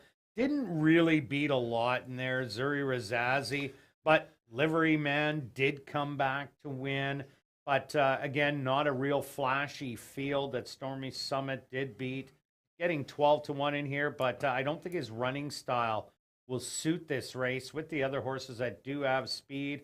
But Marvin Buffalo having a great meet so far, so that wouldn't be a surprise. And I like to see that the horse after that race came back and has a 5 furlong work in 103-2. That's just a little conditioner prep race. And so pretty well what we're saying, this is wide open. It's not just the 3 to 5 shot. A lot do have a big chance. Let's go to our wagers here in race number 4. Stretch pick 4 time, $40,000 guarantee. And we usually blow way past the 40,000. Yeah, a nice up just in case you were unsure what it was before. Now we're at 40. We're already closing in on almost 20,000. I think with this sequence we can easily get it to that $80,000, maybe even touch 90. I've got a $1 one, 257 in this race. Just trying to maybe not necessarily beat the 2, have to include it, but and then that race is so tough. It's wide open, and then I'm taking a chance because you get very expensive. You got to take a stand somewhere. I took a stand in the 6th race with just the 1, and the last race I really believe, and Kurt's on my side, 2 and 5 in the last race. $48 ticket. They've been paying well all year. Take your shot. No doubt about it. That's why I took 2-5 in here, 1-5 and 6 in race 5. Race 6, I loaded up with 1, 4, 6, 7, 8 and rounded it out with the same 2 horses as stretch. The 2 and 5, that ticket will cost you $60. Good luck with all your wagers here in race 4, and we'll see you back for race 5.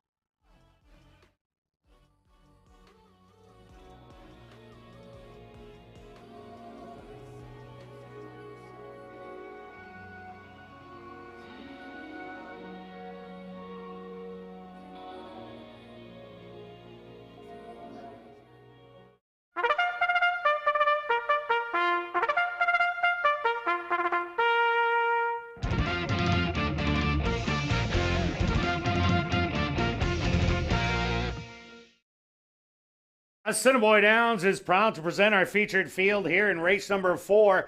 It's a 46th running of the Golden Boy Stakes for 3-year-olds.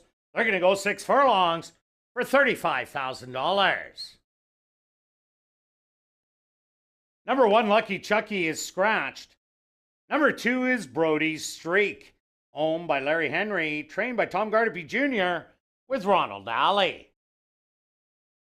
Number 3 is Striking Oil, owned by Henry Witt Jr., trained by Jerry Gorno with Chavi and Chow. Number 4 is Dimmy Quando, owned by Andrew Stronach, trained by Jennifer Jordan with Nyrone Austin. Number 5 is Outcome, owned by Primetime Stable, trained by Murray Duncan with Stanley JD Jr. Number 6 is Stormy Summit, owned by KBC Racing, trained by Marv Muffalo with Lionel Camacho Flores.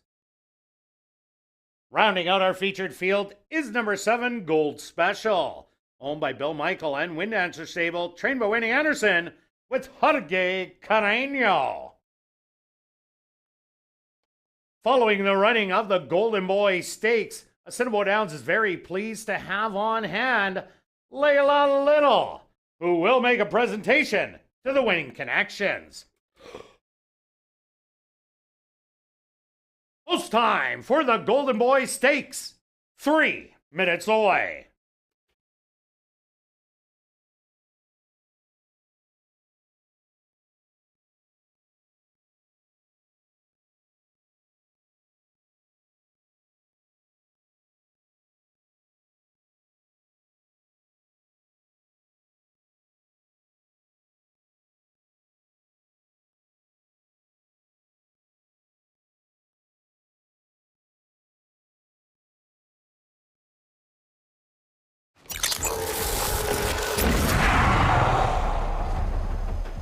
It's now 2 minutes to post time at ASD.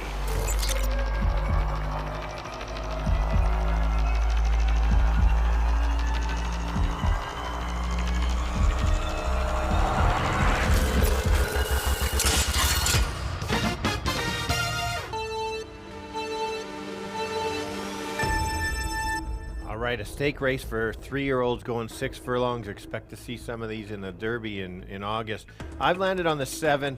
Public's got it down to the 2 and the 7. I'm hoping for a small upset. The 7's going to come off the pace. Hopefully there's a battle up front with a bunch of the speed horses and to nip the 2 late. Now, if the 2 doesn't need the lead or puts away the speed, that's the one to beat. And then a third choice to make it pay, maybe you're playing an exact or something, would be the 5, the Invader from Oakland. He also likes to come off the pace, so I'll call it 7-2-5.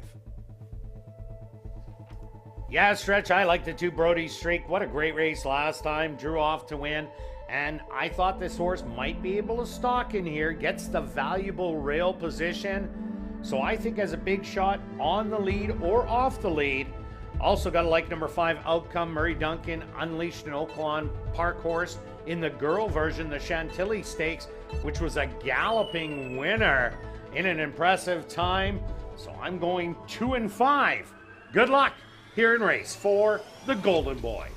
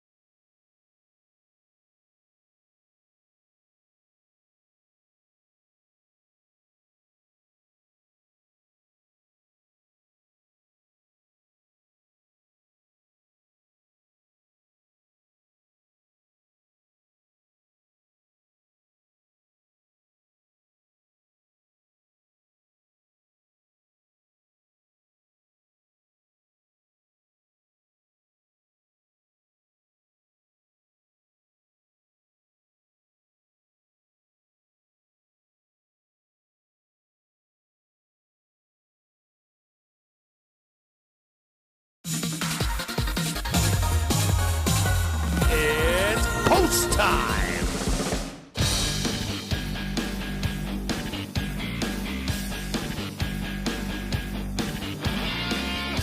Brody Streak, the even money favorite, will lead the field into the starting gate.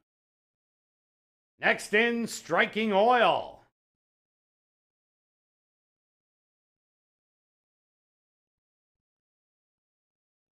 Jimmy Quando finds his spot. Outcome moves right in. Just 2 left to load. It's a very quick one. Stormy Summit.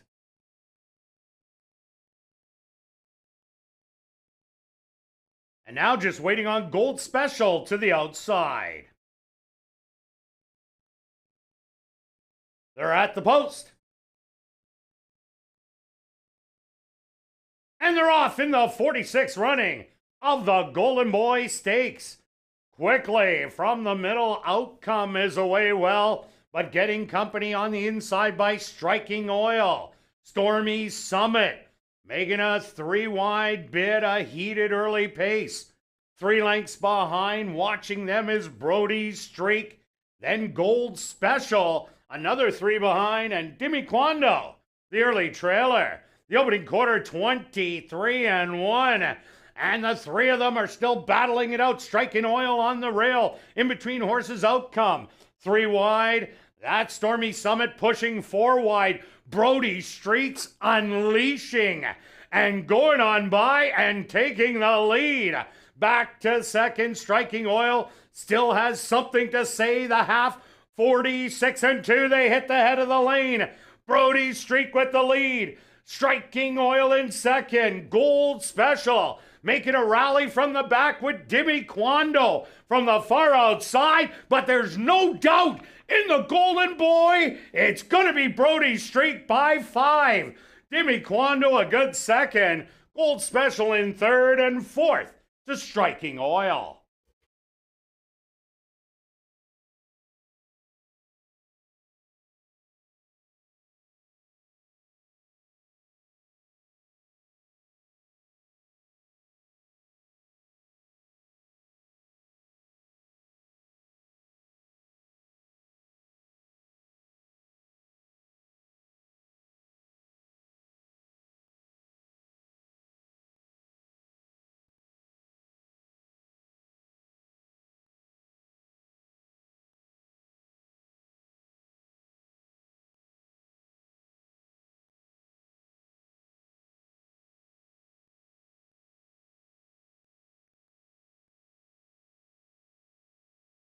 The stewards have posted number 2, Brody Streak, as your race winner.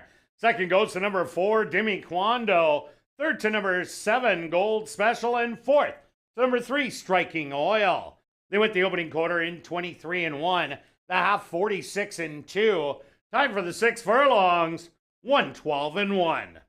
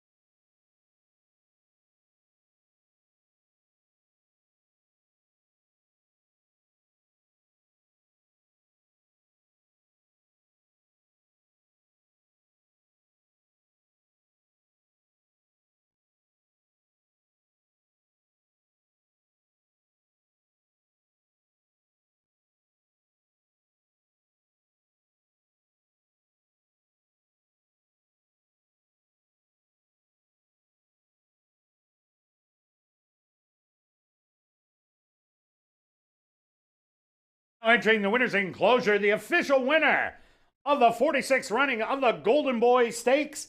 That's number 2, Brody's Streak. Brody's Streak is a Grey Roan gelding, 3 years old, by Brody's Cause. Out of the mare, Part of the Charm by Tap It. Owned by Larry Henry, trained by Tom Garterby Jr., and ridden to victory by Ronald Alley. Time for the 6 furlongs, 1:12-1. And Assiniboia Downs is very pleased to have on hand, celebrating her 16th birthday today, Layla Little, to make a trophy presentation to Brody's Streak and all their connections.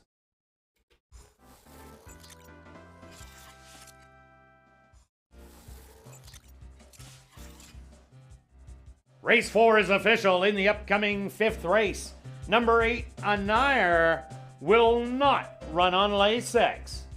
Once again in this 5th race, number 8, Anire, will not run on lay 6. Kicking off a late pick 3. Here in race number 5, they'll go to post in 17 minutes.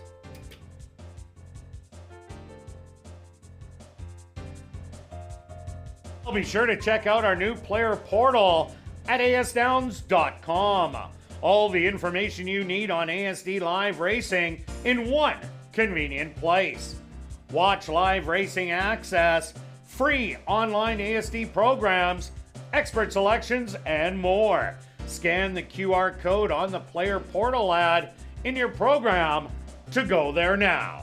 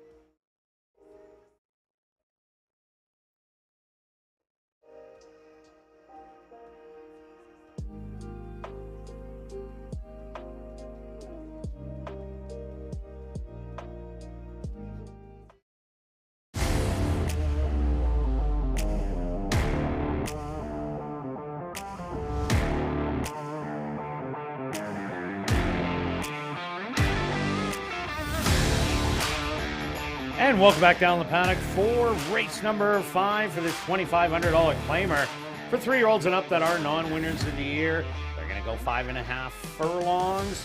Number 8, Anire, will not run on Lasix. Quick look back at the Golden Boy Stakes. Brody Streak.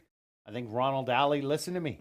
Yeah. Probably not, but I'm just going to say that. Yes, sure. Take the credit for a great ride. You knew right away it's just eased him back a bit, sat, waited, didn't move too early, and then it was just solid move. And it was an easy move. And so, interesting thing, I being at the track, I get to watch gallop outs. 4 did close quite a bit, but the 2 had so much left, it took around the entire turn for the 4 to pass the 2. I think the 2 can easily go longer.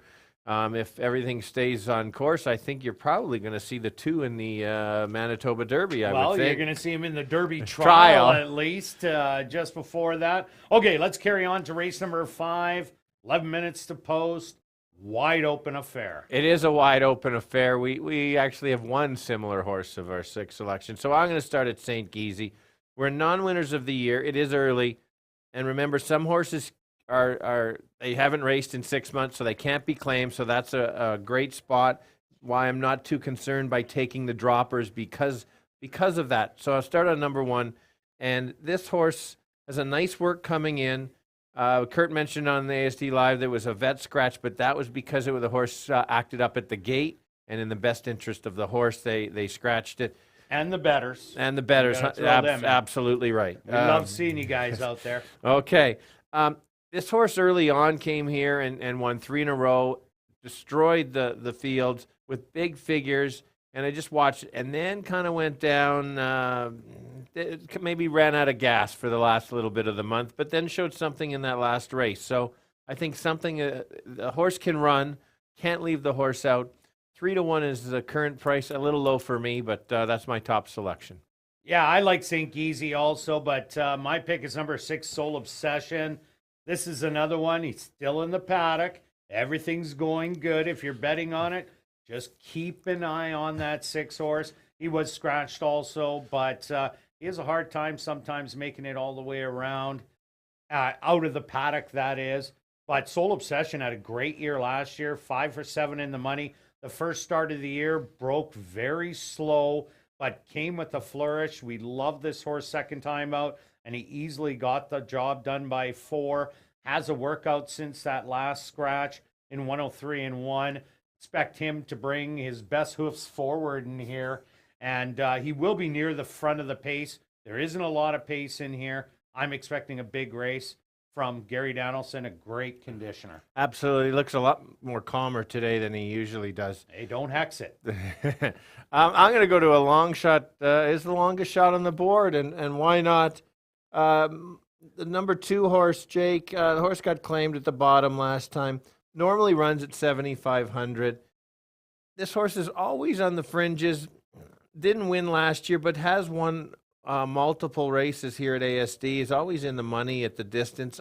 If he can turn back to the form was a couple years ago, and even running the numbers for the 75 early on, that puts him right there. And at 17-1, it just jumps off the page for me.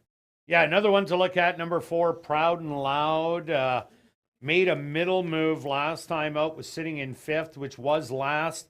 Gone up to 2nd. Tis Funny was the horse that went to the front and absolutely annihilated him in the end, winning by 9.5 lengths. But Proud and Loud, I just think they pulled the trigger way too early. This is a horse that was an allowance optional $10,000 claimers. And even for a 75-5, this horse was competitive. Gets in for 2,500 for the second time. Gets that start under the belt. I expect Proud and Loud to stalk the leaders. And if it runs the same kind of race, I think definitely this will be a top 3 player. It's fair, nice, like you said, nice price. The morning line favorite, which is the 5, currently at 3-1. My third selection, I found this, the 5 and the 2 are very similar. Yes, the 5 has beaten the 2 a couple times, but just look at the value. You've got to use the 5. But again, it's a tough, wide open race. I think I don't know if you want anything under 3-1 in this field because there's so much uncertainty. I will just add one thing on the 3 horse that's taking a bit of money. The blinkers come off. The horse tried blinkers for the very first time because you can change equipment. First time you can see that horse on the form. Didn't work at all. They're coming off today. Another horse to look at, number 7, Jenna's Gun Runner. This is a horse that was in a really tough 5,000 non-4 lifer last time out and was only beaten by 4.5 to Freezing Jimmy, Stone Cafe, who I expect to win soon, and Top of the Rock, another horse I expect to win soon. Broke a step slow, was unable to recover, but still ran lights out, now dropping to the bottom, 25 non-winners of the year. And Praven Badgery is riding well. You're getting 8-1. That could be a definite bargain also. Very fair. I'm surprised you haven't taken your Anair. Anair. See, that's why I don't select that. that. Well, 2 years ago, ran really well first out. Last year, took all my money in the first couple starts. So he is 11 years old now. He's an old-timer like I am. I don't know if he might have lost a step or not, but definitely his best race, good enough to win it. They take him off of Lasix. That's where he started last year without Lasix. So I'm just waiting and watching one on the old guy. That's fair. There's not a lot of pace in here, so that does, I don't think you're going to... That doesn't bode well, and the 5.5 doesn't bode well. Yeah. And so that's why it's going to be a bit of a jockey's race, because I don't think you can guarantee who's going to the lead. Do you have a guarantee who's going to the lead? St. Geezy. St. Geezy going to the lead. There's no other way that St. Geezy runs. Okay. It's run and gun. All right, let's go to our bets here in race number 5. Stretch with all in his pick 4. Don't you have all? I do have all. As do you. Right, oh, no, you don't have all. You're sweating this one out. Look at us, exactor boxes. And we have one horse the same at least. Yes, and take note how little we've spent because it is a tricky race. You got to vary your wagers based on what you think. So I've got a $2 exactor box, 1, 2, and 5.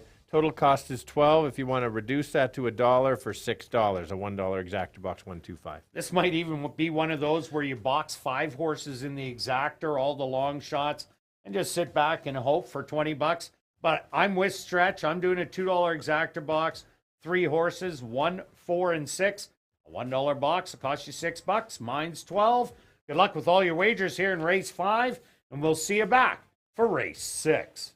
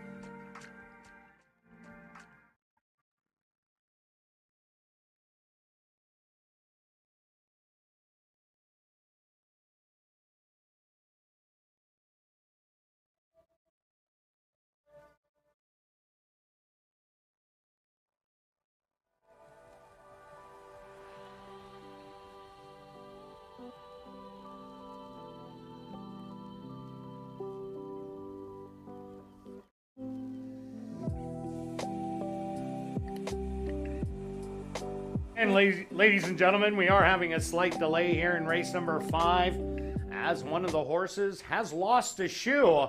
Luckily, the farrier has another one, and he's putting them on. Post time approximately 6 minutes away.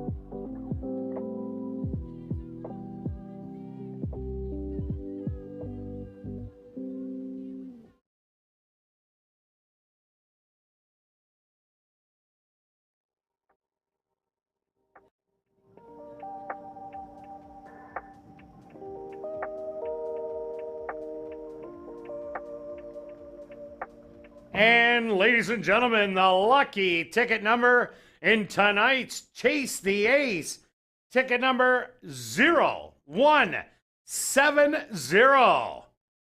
That's ticket number 0170. You're the lucky ticket drawn in Winnipeg's Ultimate Chase the Ace. You have 5 minutes to report to guest services on the main floor, South End.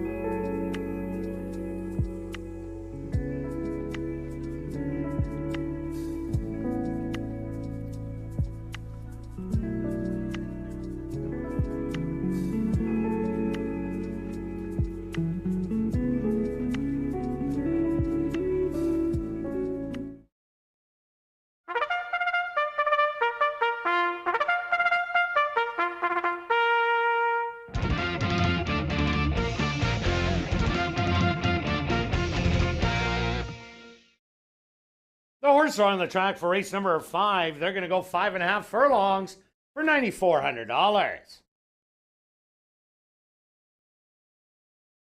Number 1 is St. Geezy, owned by A2 Thoroughbreds, trained by Michael Nault with Stanley Chady Jr. Number 2 is Michael Mundu, owned by Jim Donnelly and Glenn Miller, trained by Jim Donnelly with Chavi and Chow. Number 3 is Wolowitz, owned by DLK Racing Stables, trained by Elton Dickey with Ronald Alley. Number 4 is Proud and Loud, owned by Jadine Lamont, trained by Wendy Anderson with Neville Stevenson. Number 5 is My Father's Eyes, owned by Colt Brown, trained by Alan Brown with Antonio Whitehall.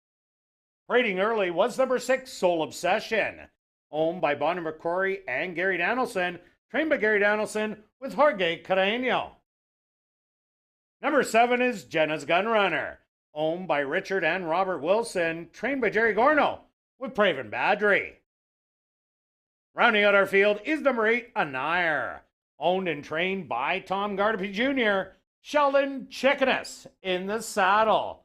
Post time for race number 5, approximately 4 minutes away.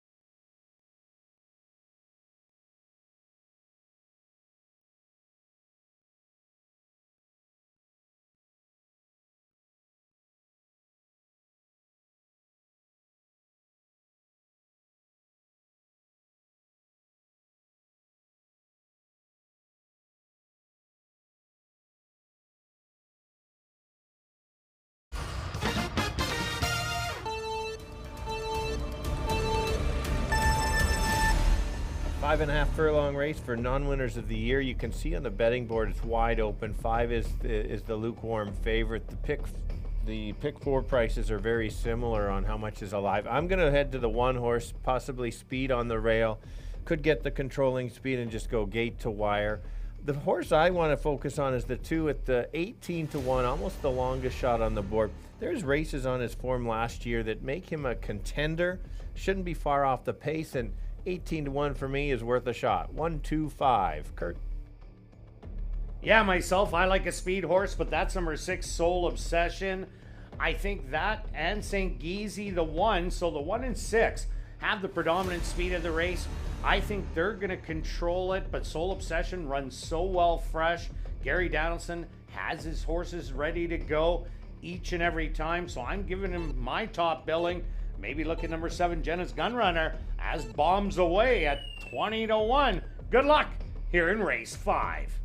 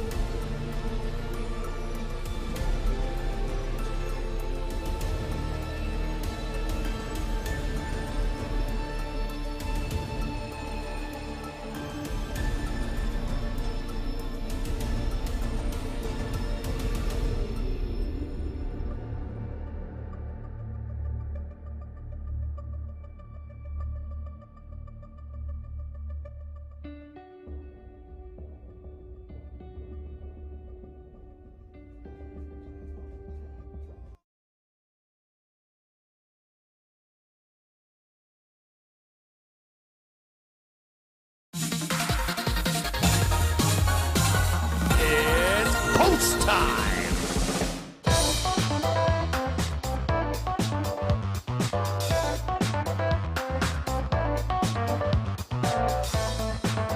Michael Mundu, the first to step into the starting gate.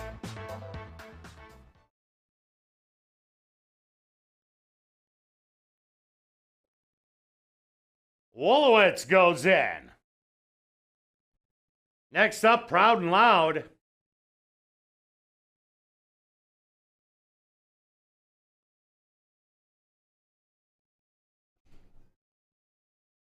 My Father's Eyes, the 2-1 favorite, goes in.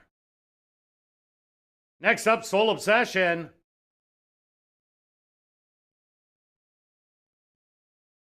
Jenna's Gunrunner. Now just 2 left to load. A Nair on the outside. And just waiting on St. Geezy. And we'll be set to go.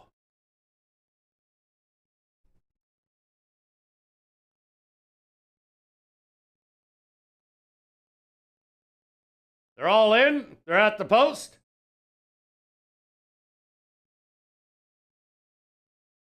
And they're off. From the inside, St. Geezy easily clears and gets a lead by a length. Soul Obsession now takes up charge and aim and goes after him to take the lead. On the rail, Michael Mundu is going to make it a trio on the front. Settled back a length, My Father's Eyes on the outside, Proud and Loud in between horses with Wolowitz. Sitting behind them, Jenna's Gunrunner, and Anire can see them all. 23-2 the opening quarter, and it's Michael Mundu with the lead. On the outside, Soul Obsession, St. Geezy still with them as they hit the head of the lane, but it's Michael Mundu who spins out of the turn with the lead by 3. Soul Obsession not giving up on the outside and trying to go after him, a 16th of a mile to go, and this is Michael Mundu who's gonna win by 3. Second best to Soul Obsession, third's gonna go to Jenna's Gunrunner, and fourth to My Father's Eyes.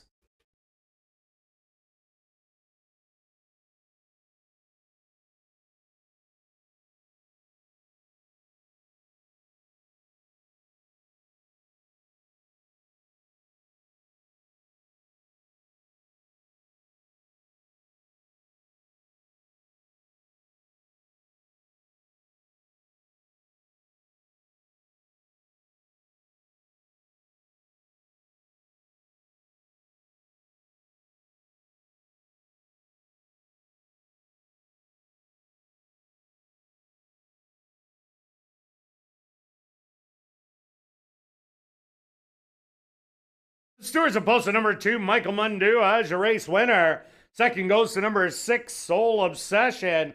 Third to number 7, Jenna's Gunrunner. And fourth to number 5, My Father's Eyes. They went the opening quarter 23-4. The half 47-3. Time for the 5.5 furlongs, 106-2.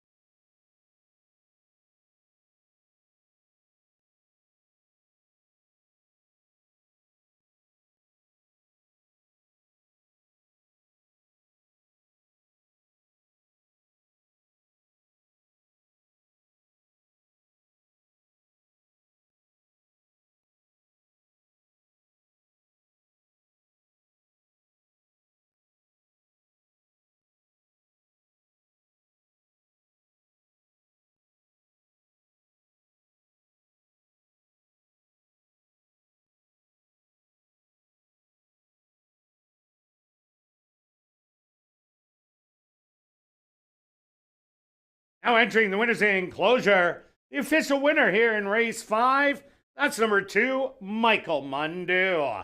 Michael Mundu is a chestnut gelding, 7 years old by Forestry, out of the mare Play It True by Yes It's True.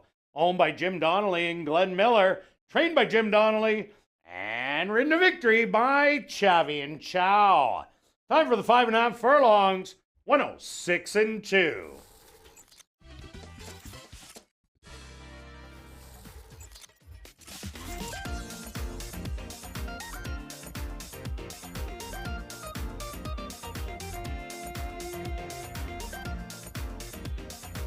Race 5 is official in the upcoming 6th race. There are no changes. Post time for race number 6 in 17 minutes.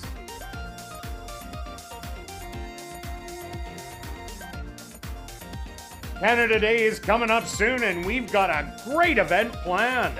The Canada Day Fireworks and Festival, featuring live entertainment, beer gardens, kids' activities, food trucks, local artisans, and of course, a spectacular fireworks display by Campfire Pyrotechnics. Admission is $10 with 5 and under free. This is one event you won't want to miss.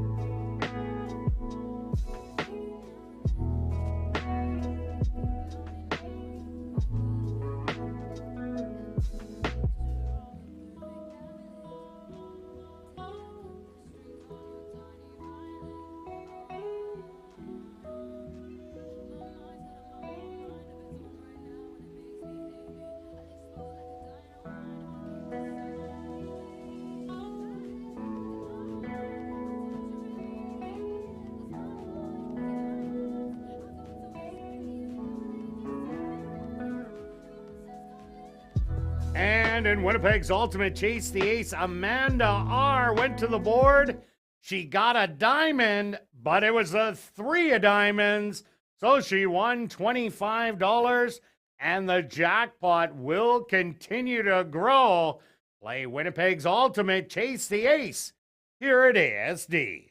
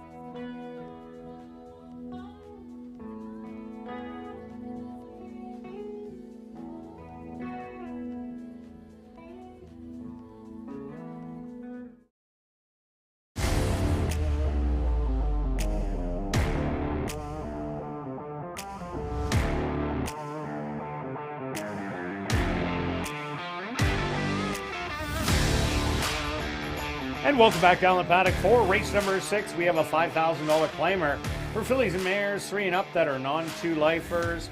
They're going to go 5.5 furlongs.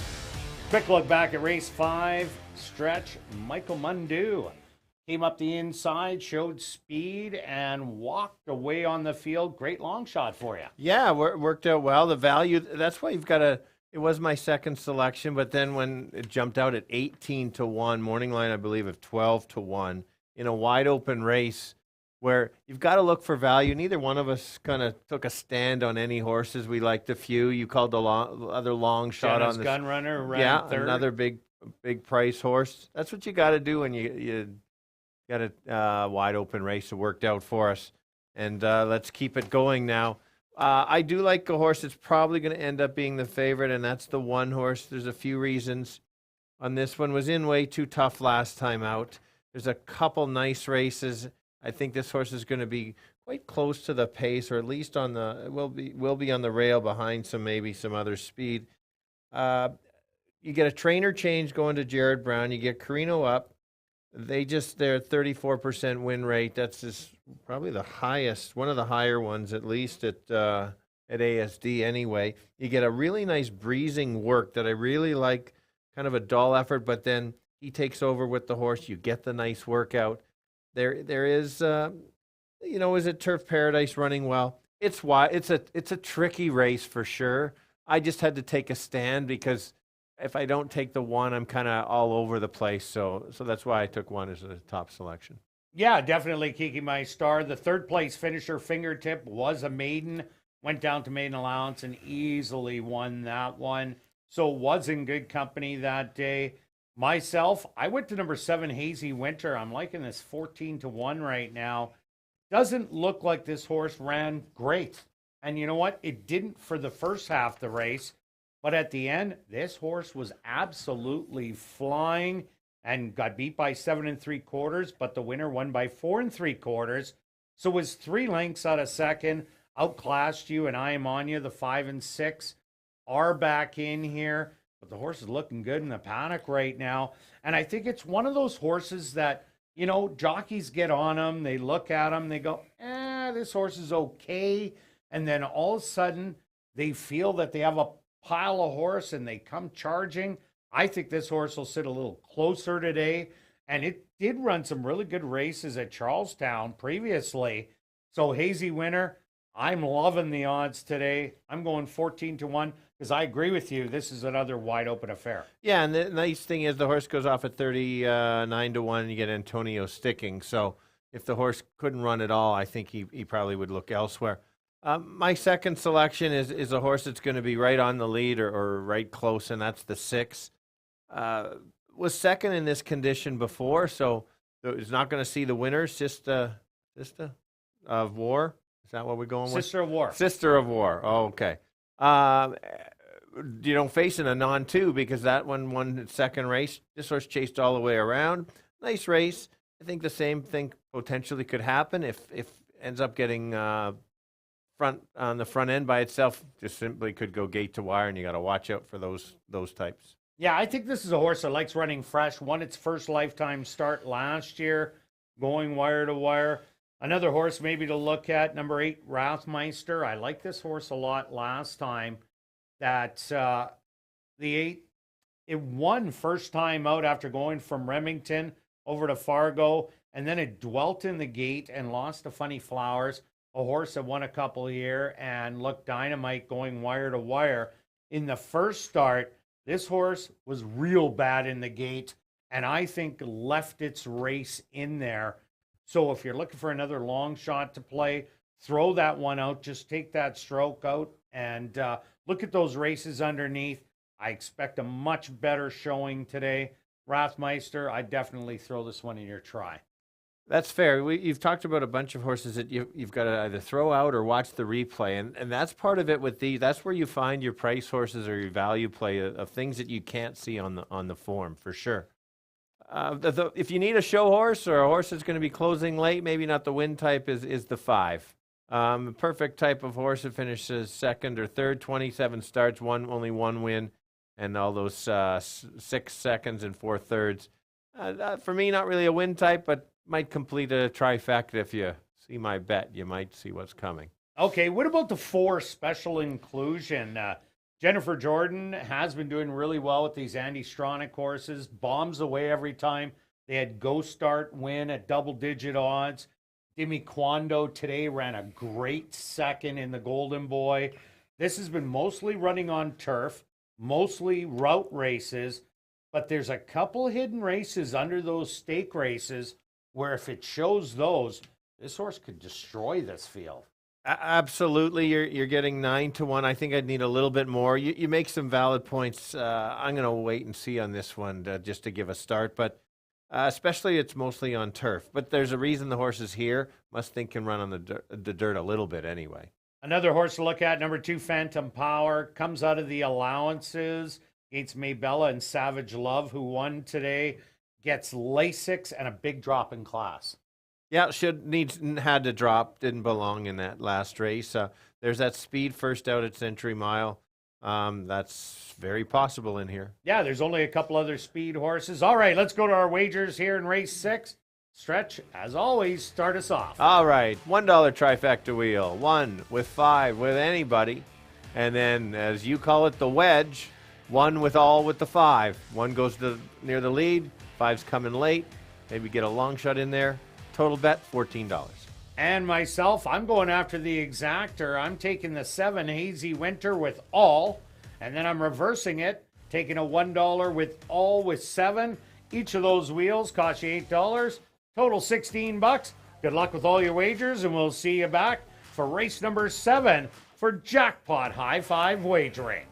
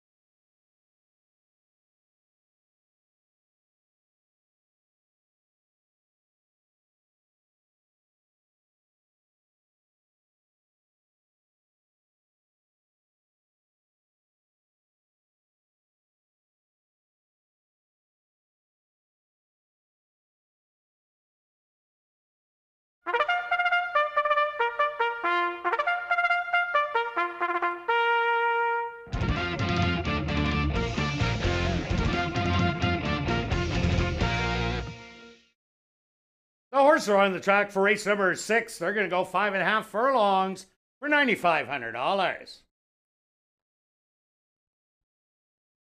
Number 1 is Kiki My Star, owned by John Gannis, trained by Jared Brown with Jorge Carreño. Number 2 is Phantom Power, owned by Wendy Anderson and Keith Wright, trained by Wendy Anderson with Neville Stevenson. Number 3 is Inspiratus, owned by Henry Witt Jr., trained by Jerry Gorno with Chavi and Chow.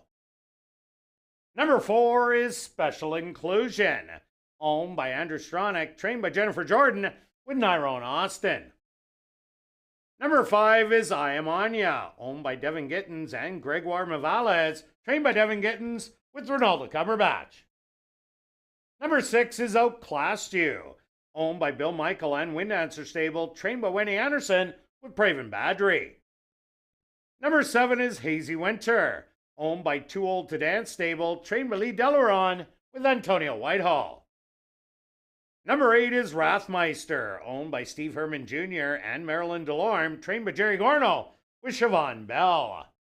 Rounding out the field is number 9, Storm Kitten, owned by Riley Kling, trained by Maria Stanford with Sheldon Chickenass. Post time for race number 6 in 2 minutes.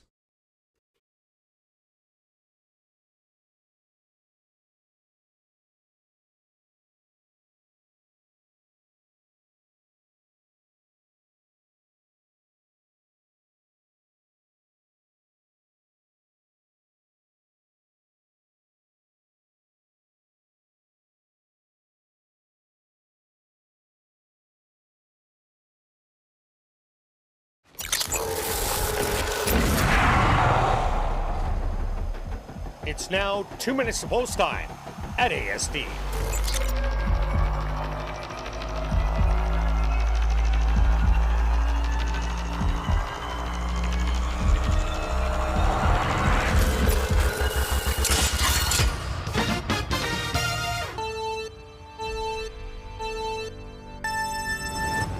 Go horses that have not won 2 races lifetime, going 5.5 furlongs, fillies and mares. I've landed on the 1. I'm a little surprised that the price is that high at 7-2. I thought she would be the favorite. I think that last race doesn't make her look very good on form. Didn't belong in that race. Drops to the proper level, get a nice workout coming into the race. It's going to get a good spot on the rail. That's my top selection. After that, maybe the 6, who is the favorite. Not a lot of value. You want a show bet? Hit the 5. 165. Kirt. Yeah, Stretch, I'm looking for a long shot in here. I don't think the speed's going to hold. So the closer's number 7, Hazy Winter. This horse closed like gangbusters last time out. Ran out of ground, but galloped past everybody. You're getting 15-1 on the board and a top jock in Antonio Whitehall. Another horse maybe to look at is the 8-horse Rathmeister. Lost all chance in the gate last time out. Expect a better effort, but I'm all over the 7, Hazy Winter. Good luck here in race 6.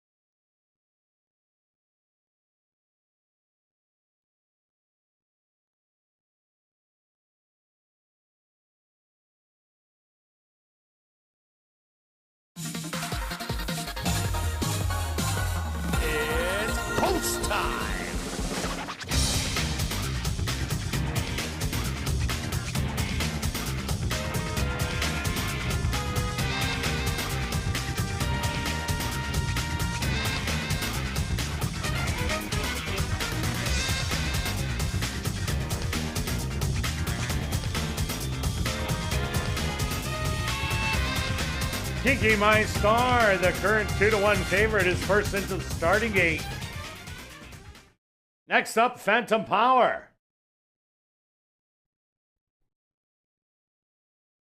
Inspiratus, she'll step in.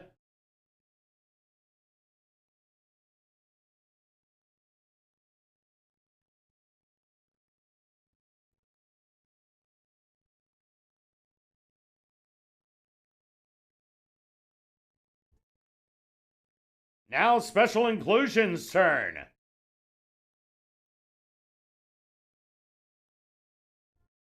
I Am Anya walks right in.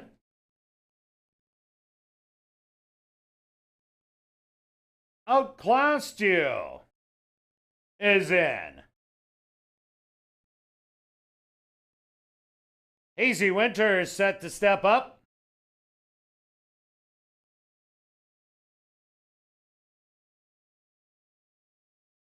And now just 2 left to load. On the outside, Storm Kitten.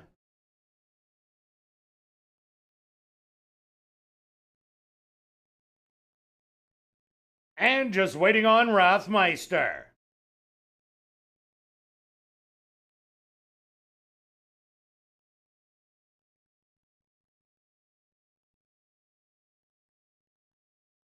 They're all set. They're at the post. Wrathmeister fractious. As is Phantom Power.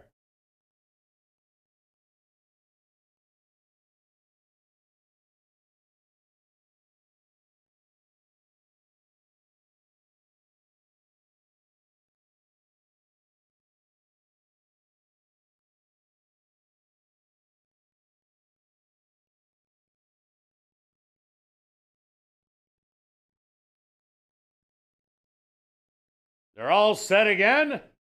They're at the post. Phantom Power acting up. And they're off. Breaking a little tardy was Special Inclusion. I'm going to spot the field 10 lengths. Outclassed You. Flashes the early speed with Inspiratus in between horses. On the rail, Kiki My Star, 3 lengths behind Wrathmeister, and I Am Anya. Another length is going to be Hazy Winter, then Phantom Power, then 5 more to Storm Kitten, and after the poor beginning, Special Inclusion, a lot of work to do. 23-2 the opening quarter. Inspiratus now takes over as the leader by a length. Back to second, Outclassed You, trying to reel him in. Kiki My Star on the far outside. Wrathmeister, I Am Anya, sneaking up the rail, but Inspiratus has now opened up 5 and coming up to the 16th pole. This is all Inspiratus, who's gonna win it easy by 6. Battle on for second. Wrathmeister will get there. Outclassed You in third. Close for fourth between I Am Anya and Hasty Winter.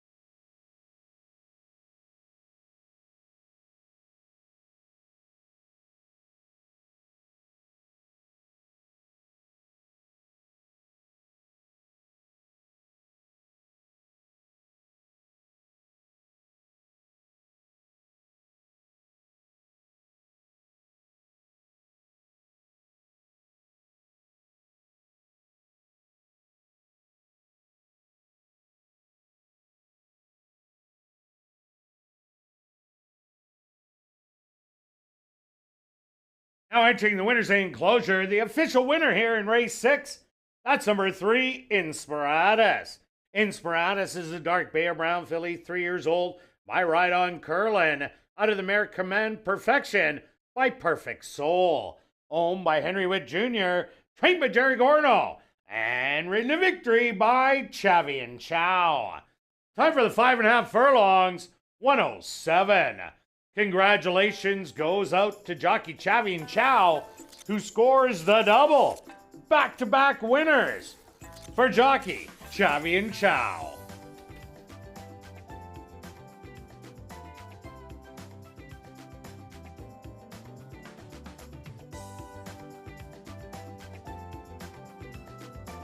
Race 6 is official in the upcoming 7th race. Our jackpot high 5 race of the evening. There are no changes. The carryover in the jackpot high 5, just under $5,500. Post time for race 7, 17 minutes away. Well, after the final race, be sure to head up to the clubhouse where our popular Crazy Hour kicks in with beer, shots, and wine for just $3.95 and half-price appetizers. Plus, there's 140 VLTs ready for action until 1 a.m.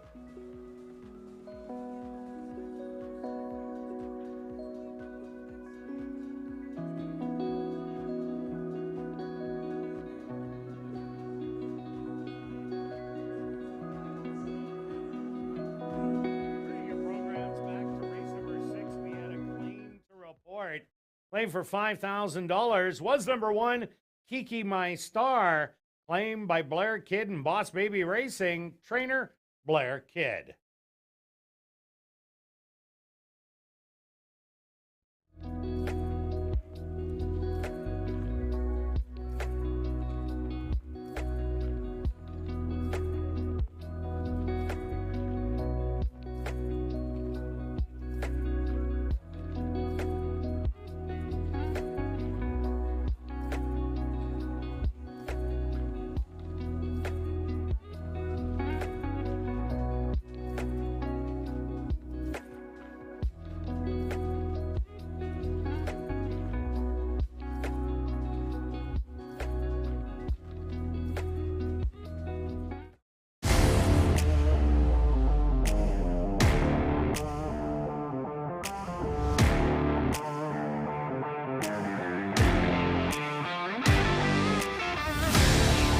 And welcome back down the paddock for race number 7 for this $2,500 claimer for fillies and mares, 3-year-olds and up that are non-winners of the year.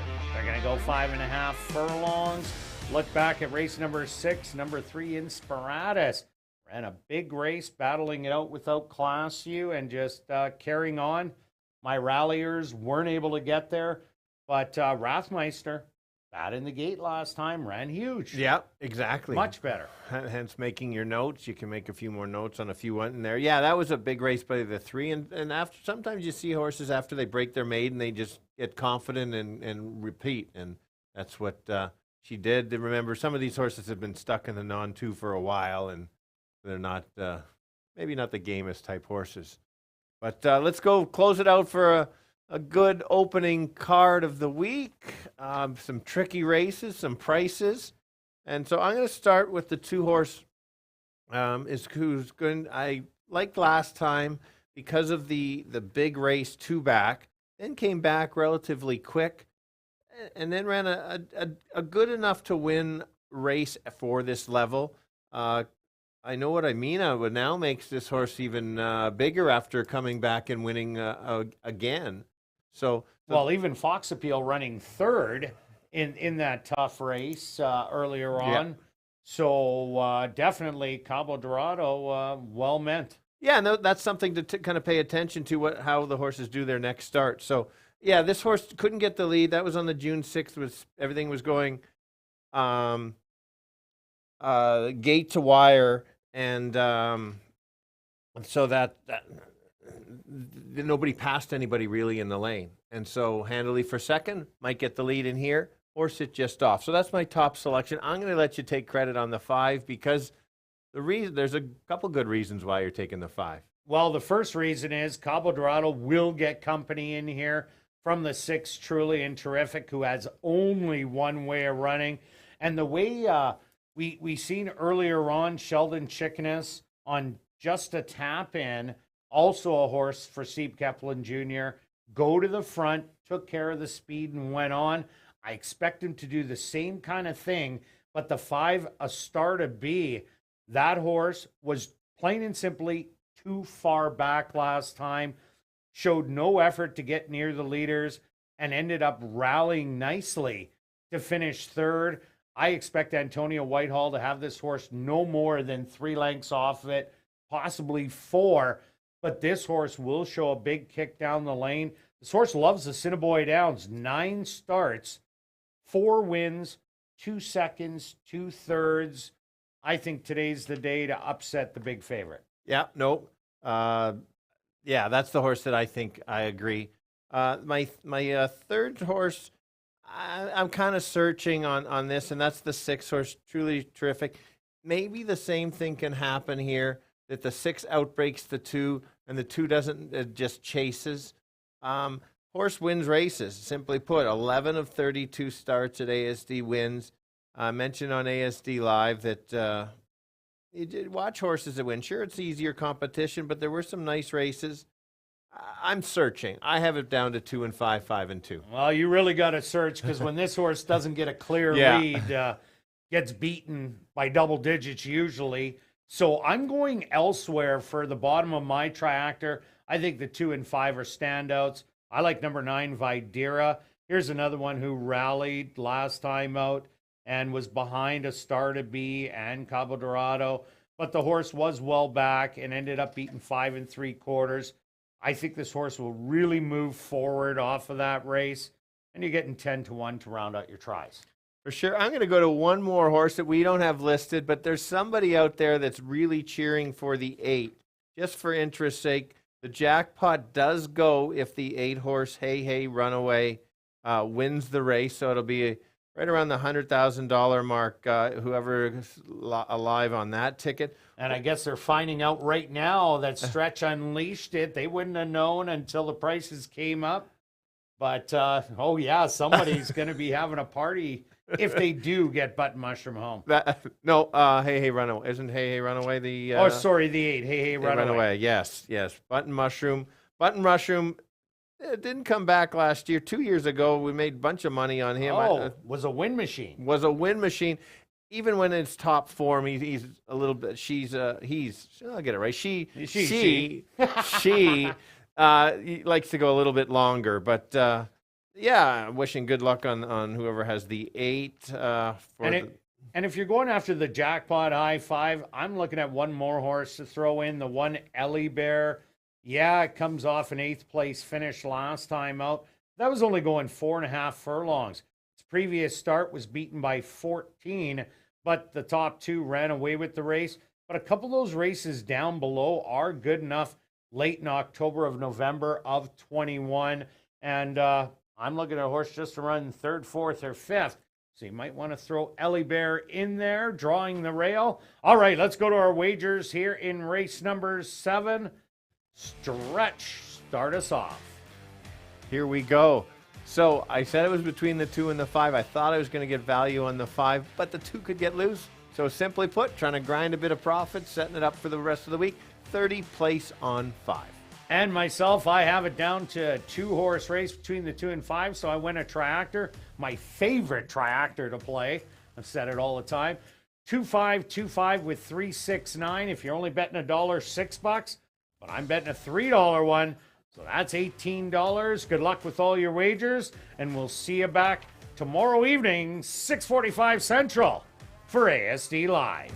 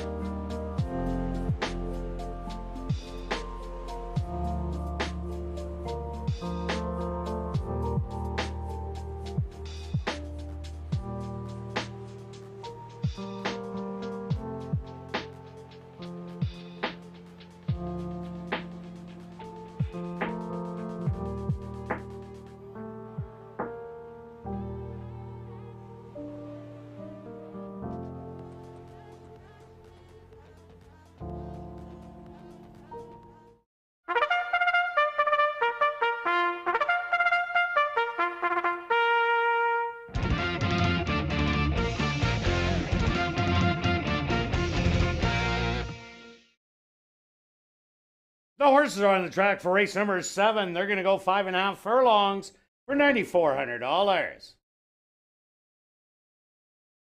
Number 1 is Ellie Bear, owned by Too Old to Dance stable, trained by Lee Delaron with Arthur Badu. Number 2 is Cabo Dorado, owned by Drop-In Racing and James Kepplin, trained by Steve Kepplin Jr. with Sheldon Chickeness. Number 3 is Union Smarty, owned by Wind Dancer Stable, trained by Wendy Anderson with Neville Stevenson. Number 4 is Miss Tizzy Fit, owned and trained by Dale Weaslyak, Dwight Lewis in the saddle. Number 5 is A Star to Be, owned by Karen Bjarnson, trained by Tom Gardapi Jr. with Antonio Whitehall. Number 6 is Truly and Terrific, owned and trained by Tom Gardapi Jr. with Jorge Carreño. Number 7 is Button Mushroom, owned by 666 Ranch, trained by Tom Gardapi Jr. with Leroy Nelson. Number 8 is Hey Hey Runaway, owned by TMS Stable and 2 Points Ranch, trained by Jared Brown with Lionel Camacho Flores. Rounding out the field is number 9, Videra, owned and trained by Doug Mustard. Siobhan Bell will ride. Jackpot High Five wagering here in race number 7. They'll go to post in 4 minutes.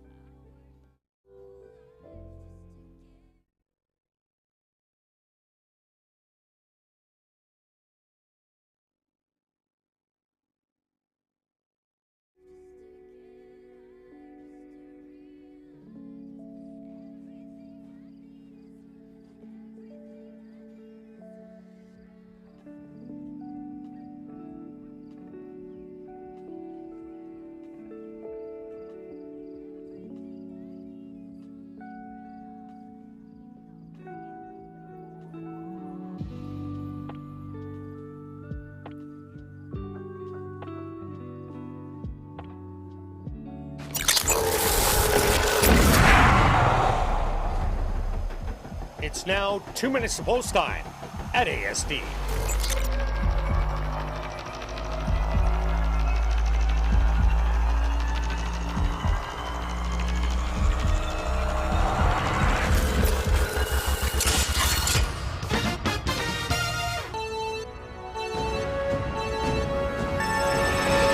All right, closing a tricky but fun race card here on Monday night.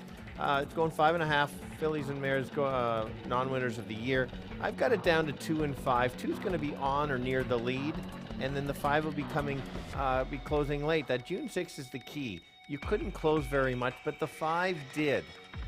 Depends on what the 2 decides to do. The 6 is the other choice. That horse is going to go as fast and as far, but I think the 2's not going to leave her alone. So I'm going to go 2, 5, 6. Kirt.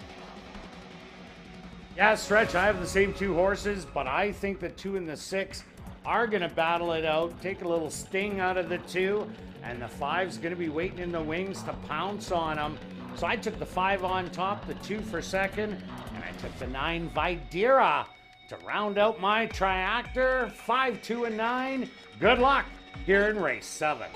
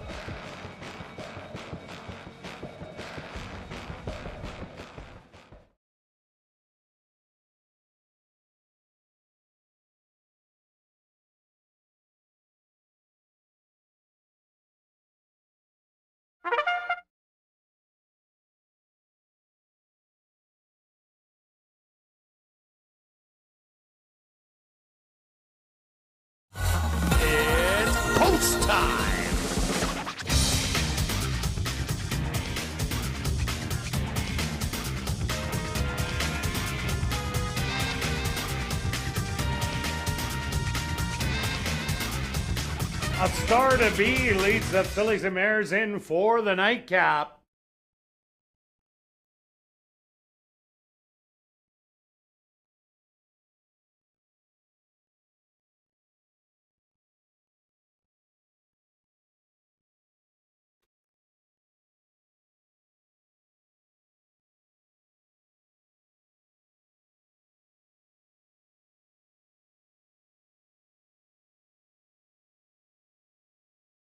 Next up, Ellie Bear on the inside.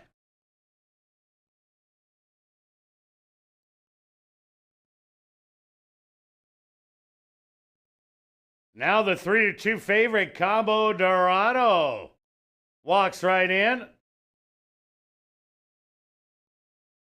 Union Smarty finds her spot. Now Miss Tizzyfit's turn.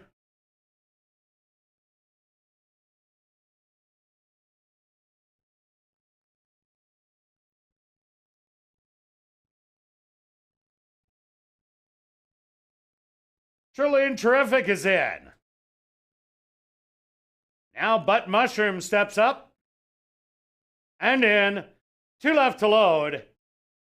Hey, hey, Runaway.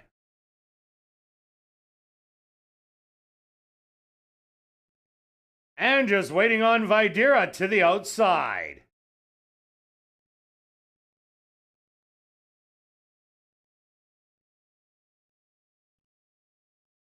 They're all set. They're at the post. And they're off. In the middle, Truly and Terrific, showing speed, but so is Union Smarty into the inside.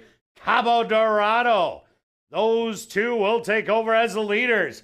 Settled back in fourth. That's Hey Hey Runaway with A Star to Be painted on the inside. Another 2 lengths back to Ellie Bear. And on the outside's gonna be Videra. And with Butt Mushroom and the early trailer, Miss Tizzy Fit. The opening quarter, a quick 23-3. Truly and Terrific on the outside.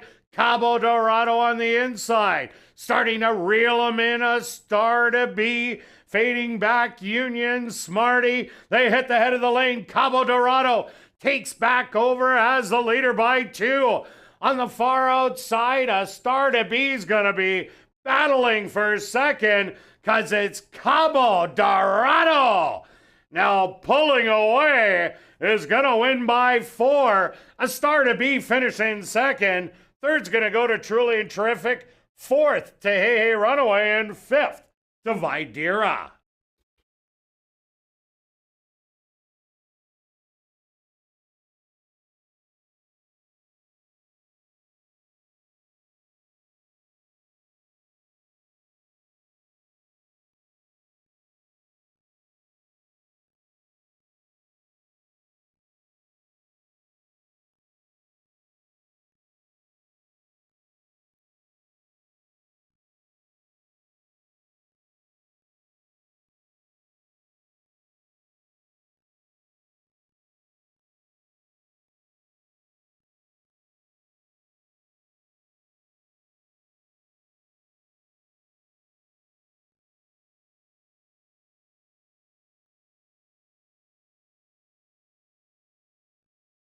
Stewart's opposed to number 2, Cabo Dorado, as your race winner. Second goes to number 5, A Star to Be. Third to number 6, Truly and Terrific. And fourth to number 8, Hey Hey Runaway. And fifth to number 9, Videra. They went the opening quarter 23-3, the half 48-3. Time for the 5.5 furlongs, 107-3.